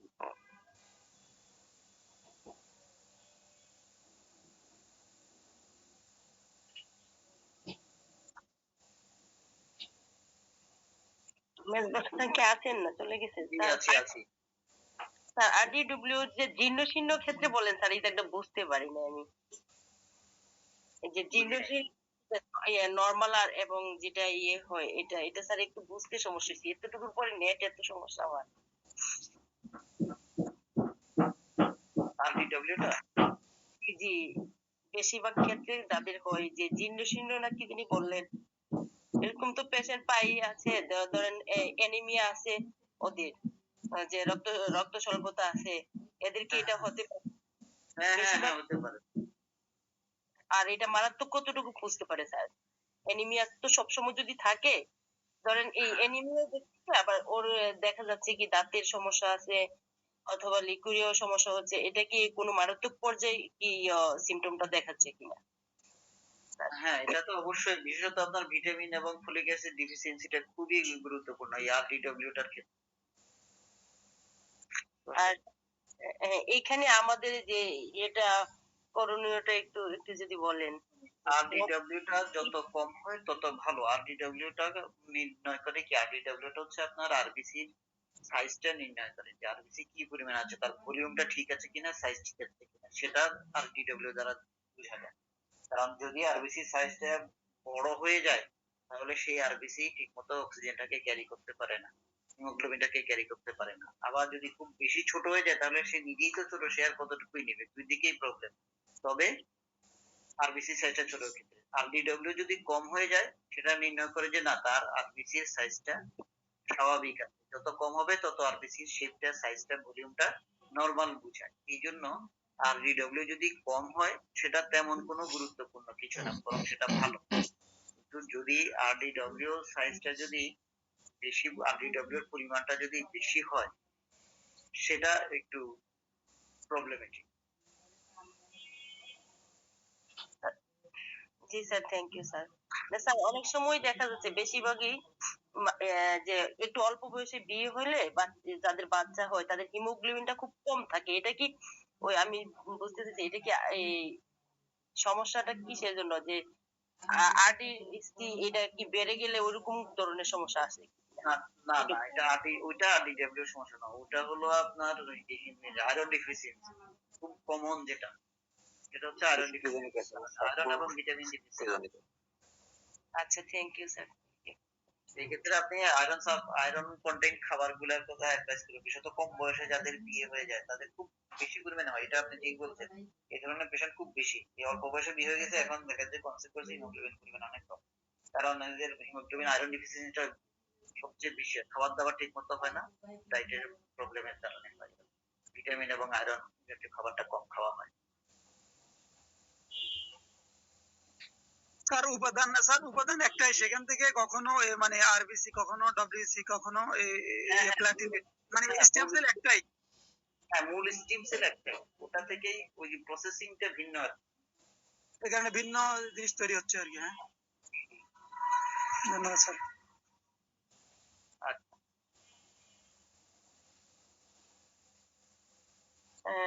ধন্যবাদ স্যার, অনেক সুন্দর করে লাস্টে ফিনিশিং দিলেন স্যার। অনেক সুন্দরভাবে বুঝাইলেন স্যার, এত সুন্দরভাবে বুঝেন আমরা তো হঠাৎ করে এই শুনলে বা দেখলে এগুলা বইয়ের থেকে বুঝি না স্যার। অনেক বইয়ের মধ্যে লেখা আছে বা এগুলা দেখলে বুঝি না স্যার, আপনারা বুঝাইলে খুব সুন্দর হয় এবং ভালো হয়, বুঝতে আমাদের সুবিধা হয়। Thank you. ঠিক আছে, বুঝলে বুঝাইতে সুবিধা আছে, বুঝতেও সুবিধা আছে, কিন্তু শুনে এগুলো মনে রাখতে হবে। প্র্যাকটিক্যাল কাজে যদি না লাগাইতে পারেন তাহলে চেষ্টা করব আর শুনতে শুনতে শিখে যাব স্যার। মনে রাখতে হবে এবং প্র্যাকটিক্যাল কাজে লাগাইতে হবে। কারণ একটা জিনিস মনে রাখবেন, সবার আগে আপনি হচ্ছেন একজন ডাক্তার। যখন মানুষ ডাক্তারের কাছে কখন যায়? যখন বিপদে পড়ে তখন যায়। হ্যাঁ, সবার আগে আপনি হচ্ছেন একজন ডাক্তার। আপনি যখন বিপদে পড়বে মানুষ আপনার কাছে দৌড়াই আসবে। আপনি কি হোমিও ডাক্তার না এলোপ্যাথি ডাক্তার সেটা দেখবে সে পরে, আগে দেখবে আপনি একজন ডাক্তার কিনা। দেখলেই তো আগে সবার আগে আপনার কাছে আসবে। কারণ আপনি যদি ওই মুহূর্তে তাকে সার্ভ দিতে পারেন তাহলে আপনি একেবারে আজীবন সে আপনার কাছে কৃতজ্ঞতা থাকবে এবং আপনার প্রতি তার কনফিডেন্সটা বেড়ে যাবে। আর যদি ওই মুহূর্তে যদি আপনার সার্ভিসটা যদি হ্যাঁ স্যার, প্যাথোলজি এবং বোঝাটা খুব গুরুত্বপূর্ণ স্যার আমার কাছে মনে হয়। সেজন্য মনে হয় আমি যে প্যাথোলজি আমরা কম বুঝি স্যার, আমার ক্ষেত্রে বলতেছি, আমার মনে হয় যে আমি ডাক্তার হওয়াটা আমার জন্য অপরাধী, কারণ আমি এগুলো না বুঝি স্যার, আমি চিকিৎসা কি দিয়ে করব? বেশিরভাগই তো প্যাথোলজি দরকার স্যার। এটা তো দরকার। আর আপনি যখন একটা রিপোর্ট স্বাভাবিকভাবে, ওই যে বললাম না যে আগে আপনি ডাক্তার, এটা কি করবে, রিপোর্টটা নিয়ে আপনার কাছে চলে আসবে, আসি বলবে যে আমাকে এটা বুঝে দেন। হয় সে আগে বুঝে আসছে অন্য কোনো ডাক্তারের কাছ থেকে, অথবা বুঝে নাই এই জন্য আসছে। এখন সে যদি অন্য কোনো ডাক্তার থেকে ঘুরে আপনার কাছে আসে, আপনার বুঝানোটা যদি ওই ডাক্তার সাহেবের বুঝানোটা যদি মিলে যায় তখন আপনার তার কনফিডেন্সটা বাড়বে।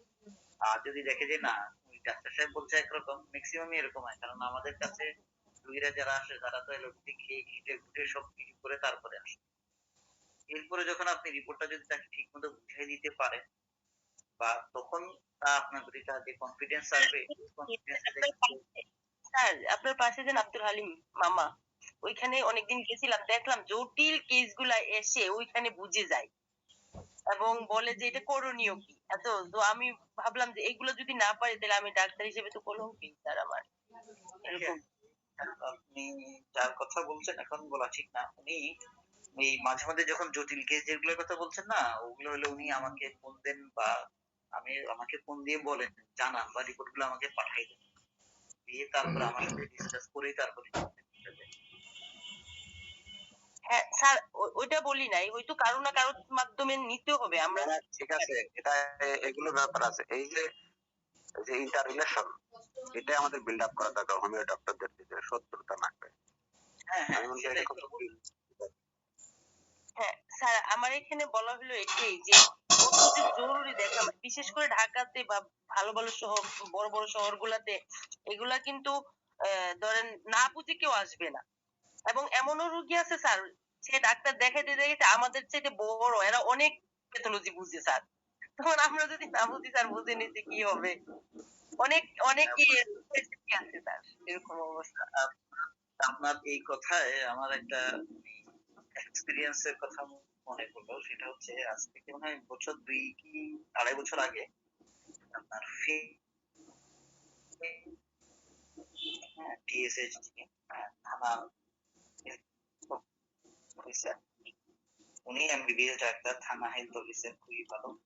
আমি কিন্তু জানতাম না উনি যে এমবিবিএস ডাক্তার এবং থানা হেলথ অফিসার। উনি ওনার কিছু রিপোর্ট নিয়ে আসছেন আমার কাছে ফিনি থেকে, আমাকে দেখানো হচ্ছে যে হোমিও ট্রিটমেন্ট করবেন। এই যে হার্টের কিছু প্রবলেম ছিল না, তো মোটামুটি অনেকগুলো রিপোর্ট উনি সব করে। উনি যে ডাক্তার আমি জানতামই না, আমি ওনার প্রফেশনটা জিজ্ঞেস করি নাই হিস্ট্রি নেওয়ার সময়। তো উনি, আমি সব কিছু দেখে ওনার রিপোর্ট টিপোর্ট সব দেখে আমি ওনারে আরেকটা টেস্ট দিলাম যে আপনি বিএনপিটা করে নিয়ে আসেন। বিএনপি একটা টেস্ট, এটা হচ্ছে হার্টের একটা টেস্ট, একটা টেস্ট যে কি পরিমাণে হার্টের সেল ড্যামেজ হয়ে গেছে সেটা নির্ণয় করার জন্য এই টেস্টটা করা হয় বিএনপি। হ্যাঁ, তো ওনাকে আমি টেস্টটা দিলাম, উনি টেস্টটা করলেন, করে নিয়ে আসলেন আমার কাছে। আমার পরে আমাদের রিপোর্টে দিয়ে দিলেন। উনি তো স্বাভাবিকভাবে, উনি যেহেতু একজন থানা স্বাস্থ্য কর্মকর্তা, উনি তো জিনিসটা বুঝার কথা, ইজিলি উনার বুঝার কথা। তারপরে উনি আসি আমাকে বলতেছেন, ডাক্তার সাহেব রিপোর্ট তো দিয়েছেন, করে নিয়ে আসছি, আমাকে একটু বুঝাই দেন। তো আমি ওনাকে সুন্দর করে বুঝিয়ে টুঝিয়ে দিলাম, দিয়ে দিয়ে এই ট্রিটমেন্ট নিয়ে গেলাম। ট্রিটমেন্ট নিয়ে এখনো বের হয়ে যায় না। এরপরে আমাকে বলতেছে যে আসলে ডাক্তার সাহেব কিছু মনে করবেন না, আমি কিন্তু একজন এমবিবিএস ডাক্তার, আমার জবটা হচ্ছে ফেনী, ফেনী থানা স্বাস্থ্য কর্মকর্তা। আমি তো তখন একেবারে অবাক হয়ে গেলাম, কারণ এর আগে প্রত্যেকটা রিপোর্ট উনি একটা একটা করে, উনি তো রিপোর্ট করে নিয়ে আসছেন যেগুলো, সেগুলো আমার থেকে একটা একটা করে বুঝে নিলেন। এরপরে আবার আমাকে বললেন যে এখন আমি কি করবো। আমি বললাম যে আপনি এই টেস্টটা একটু করে নিয়ে আসেন, বিএনপিটা করে। এরপর উনি বিএনপিটা করে নিয়ে এসে আবার এটা আমার কাছ থেকে বুঝার পরে এরপর আমাকে বলতেছে আমি একজন এমবিবিএস ডাক্তার, আমি তো আসলে সবকিছুই বুঝি, আসলে আমি এরকম ডাক্তার চাচ্ছিলাম যিনি আমাকে এগুলো একটু ভালোভাবে বুঝাই দিবেন। আমি হোমিও ডাক্তার, আমি হোমিও ওষুধ খাবো, কিন্তু আমাকে রিপোর্ট গুলো দেখে তারপর ওষুধ দিতে হবে, বুঝে তারপর। দেখেন উনি কিন্তু অলরেডি আমার একটা পরীক্ষা নিয়েও নিয়েছে, আমি জানতাম না উনি যে MBBS ডাক্তার। কারণ ওই মুহূর্তে যদি আমি ওনাকে এই জিনিসটা বুঝাই দিতে না পারতাম, এক হতো আমার বদনাম হতো, তার চাইতে বড় হইতো কি হোমিওপ্যাথির বদনাম হতো সবাই ডাক্তার, যে হোমিও ডাক্তাররা কি। এই পরীক্ষার জন্য অনেক আসে, অনেক আসে পরীক্ষার জন্য। যখন এগুলাতে স্যার এখানে আমি একটি কথা বলি স্যার, এই যে স্যার ওই যে একজন এমবিবিএস ডক্টর তারা হোমিওপ্যাথিকে এরকম মনে করে যে এই টার্ম বা ইত্যাদি। এখন আমি যদি একজন এমবিবিএস ডাক্তারকে বলি যে তুমি মেডিকেল রেপার্টরি বোঝো কিনা, সেটা তো স্যার বুঝবে না। কেন স্যার, এটাও তো প্যাথি স্যার। প্যাথি হলে তার তো অবশ্যই প্যাথি সম্পর্কে ধারণা থাকতে হবে, সে যে ডাক্তারই হোক তার ন্যাচারোপ্যাথি থাকতে হবে বা অন্য প্যাথি, যে কোনো প্যাথি সম্পর্কে। সুতরাং ডিফিসিয়েন্সি তাদেরও অনেক আছে। বেসিক ধারণাগুলো তো রাখা দরকার, থাকা দরকার, কিন্তু ওনারা তো ছেলে পাস করছে তো, ছেলে তো পাস করছে, এটাই তো যথেষ্ট। পরীক্ষায় পাস করছে ভাই। ও স্যার আপনি মিষ্টি আছেন, খাওয়ানো না, আমি বাইরে বাইরে ছিলাম, এই লাস্টে শুনতেছিলাম ছেলে তো পাস করছে। আসলে আমাদের জানা দরকার যে যে যে লেভেলে আছেন, জানার দরকার। জানা থাকলে কি হয়, কাস্টমার স্যাটিসফ্যাকশন হয়, সেরকম হলে তাদের বিশ্বাস বাইরে যায়, ডাক্তার হতে পারে। এটা জানা দরকার আছে, যে যে লেভেলে দরকার। বড় বিষয় হচ্ছে স্যার প্যাথির প্রতি ওদের আস্থা বাড়ে।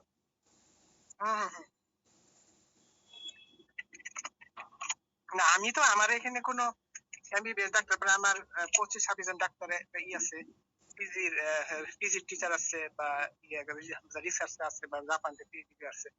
আমি তো একটু জারির ঘরে আহি তো, কাজে আমার এরকম আরাম পাই না। কিন্তু বাংলাদেশে তো পরিস্থিতি অন্যরকম, একটু জারির মানে উল্টা জারি মারে আর কি, বুঝলেন না? কিন্তু আমার এখানে কিন্তু জারি মারা উল্টা আরাম জারি মেরে দিই, চুপচাপ শুনে। ওইভাবে পড়তে হবে, না পড়লে প্যাকে না থাকলে কেন বলবেন বলেন? এটাই থাকতে হবে। ওরা তো জানে, জানতে চায়, ওরা বুঝে। আমার এখানে পাশের অফিসে ডাক্তার কাছে কিছু আড্ডা মারে।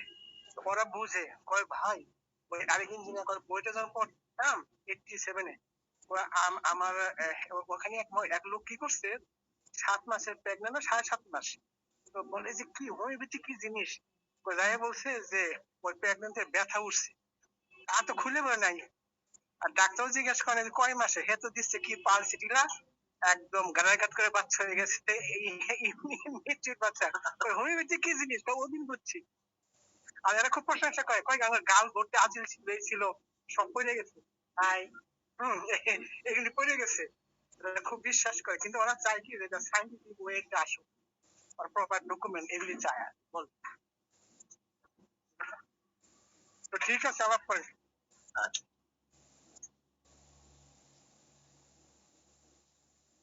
আপনাদের একটা ঘোষণা দেই, আমাদের এই সম্মানিত মেজবা স্যার আমাদের সকালে ক্লাসে তো এই টার্ম গুলো আলোচনা করেন, বিশেষ করে ক্লিনিক্যাল বিষয়গুলো এবং প্যাথোলজিক্যাল, এবং রাত্রে কিন্তু স্যার নোসোড নিয়ে আসতেছেন, নোসোড মেডিসিন নিয়ে। আমি প্রতি বৃহস্পতিবার প্রেজেন্টেড বাই মেজবা স্যার। ইনশাআল্লাহ আগামী বৃহস্পতিবার থেকে। ইনশাআল্লাহ। এবং এটা খুব ইম্পর্টেন্ট, নোসোড মেডিসিন কিন্তু খুব ইম্পর্টেন্ট বর্তমান সময়ে।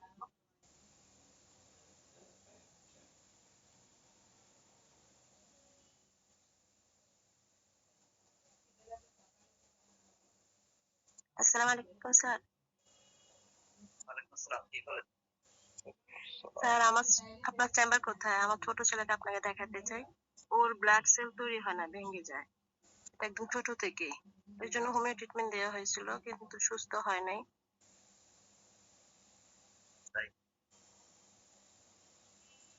সেলগুলো ভেঙে যায় কি জন্য? একটু আগে তো বলেছি, লক্ষ্য করেছেন ক্লাসে? না, ওকে তো আমি একজন ডাক্তার দেখাইছিলাম। উনি বললো যে ও ছোটকাল থেকে নিউমোনিয়া হয়েছিল ছোটবেলায়।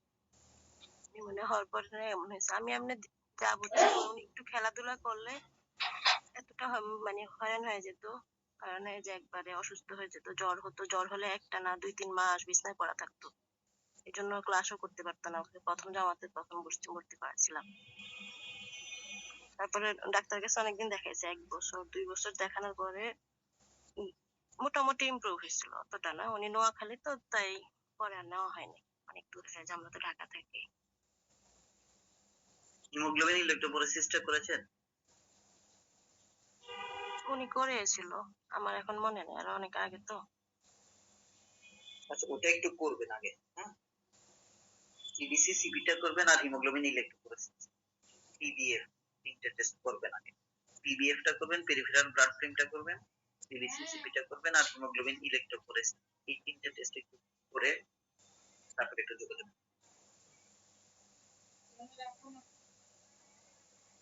স্যার, মেজবা স্যার, আপনাকে আরেকটু কষ্ট দিই স্যার।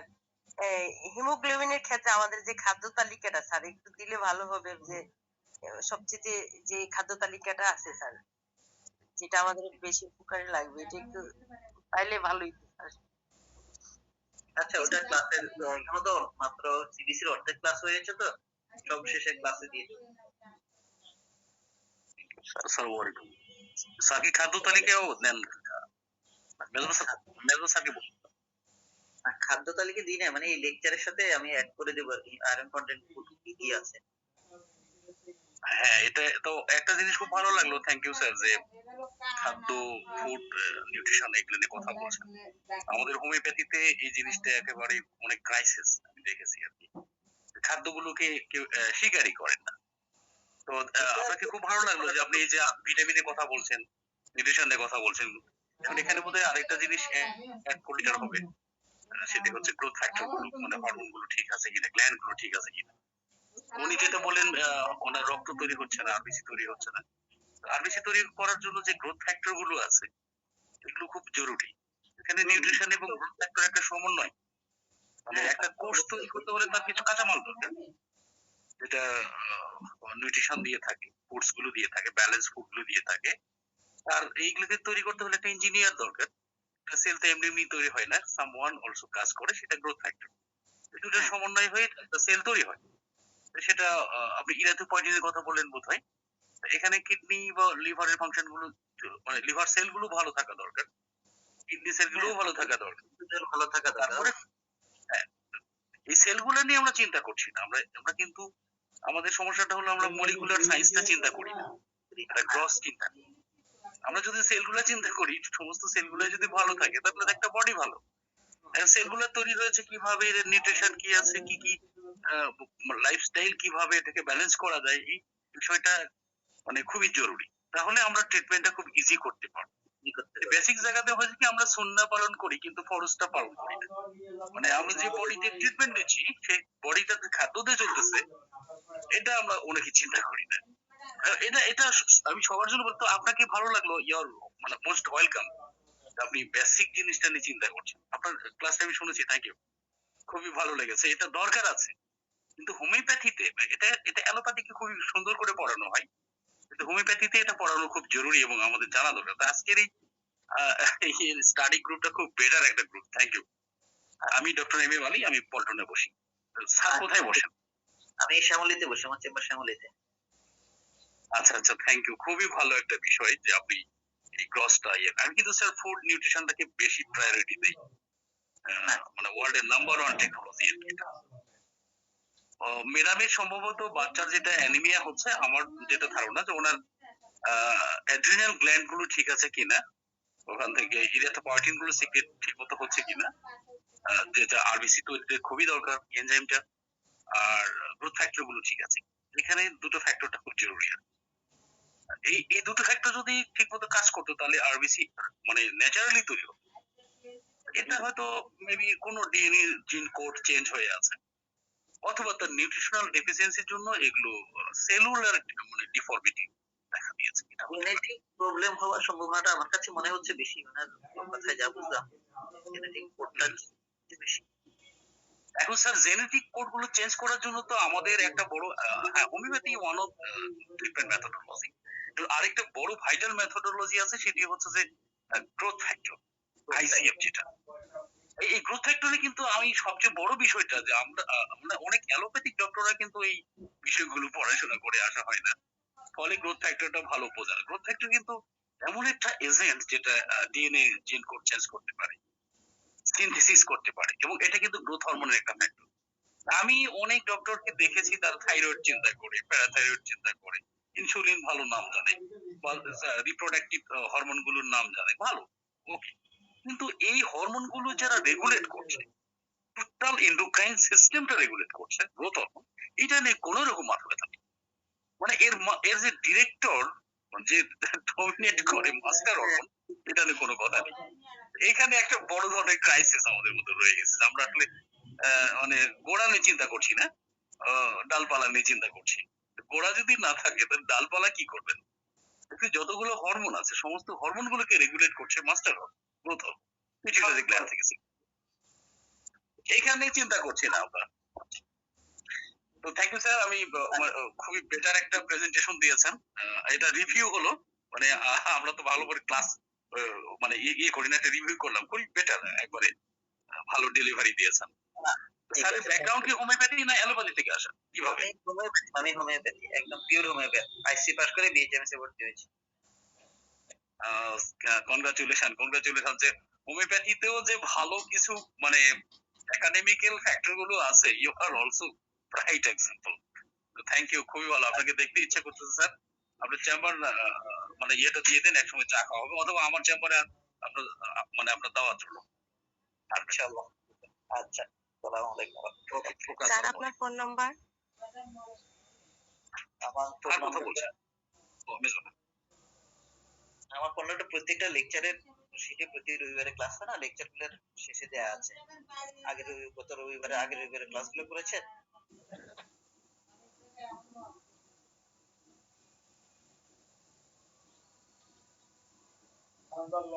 লেকচারে যে প্রেজেন্টেশন গুলো দেন ওগুলো দেন না? আচ্ছা আচ্ছা, ঠিক আছে। আসসালামু আলাইকুম। এইগুলো কি আর বাড়িয়ে লাগা দেখেন?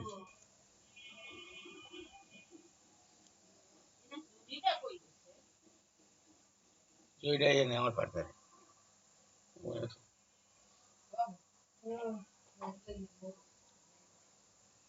আচ্ছা তোমাদের লাগলে জড়ি নিয়ে যাও।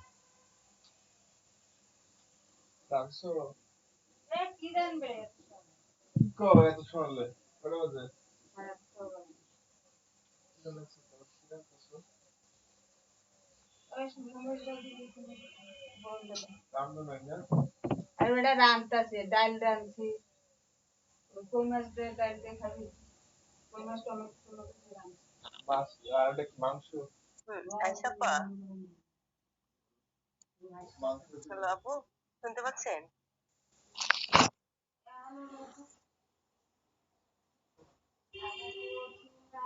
আচ্ছা আপু, একটু যদি আপনি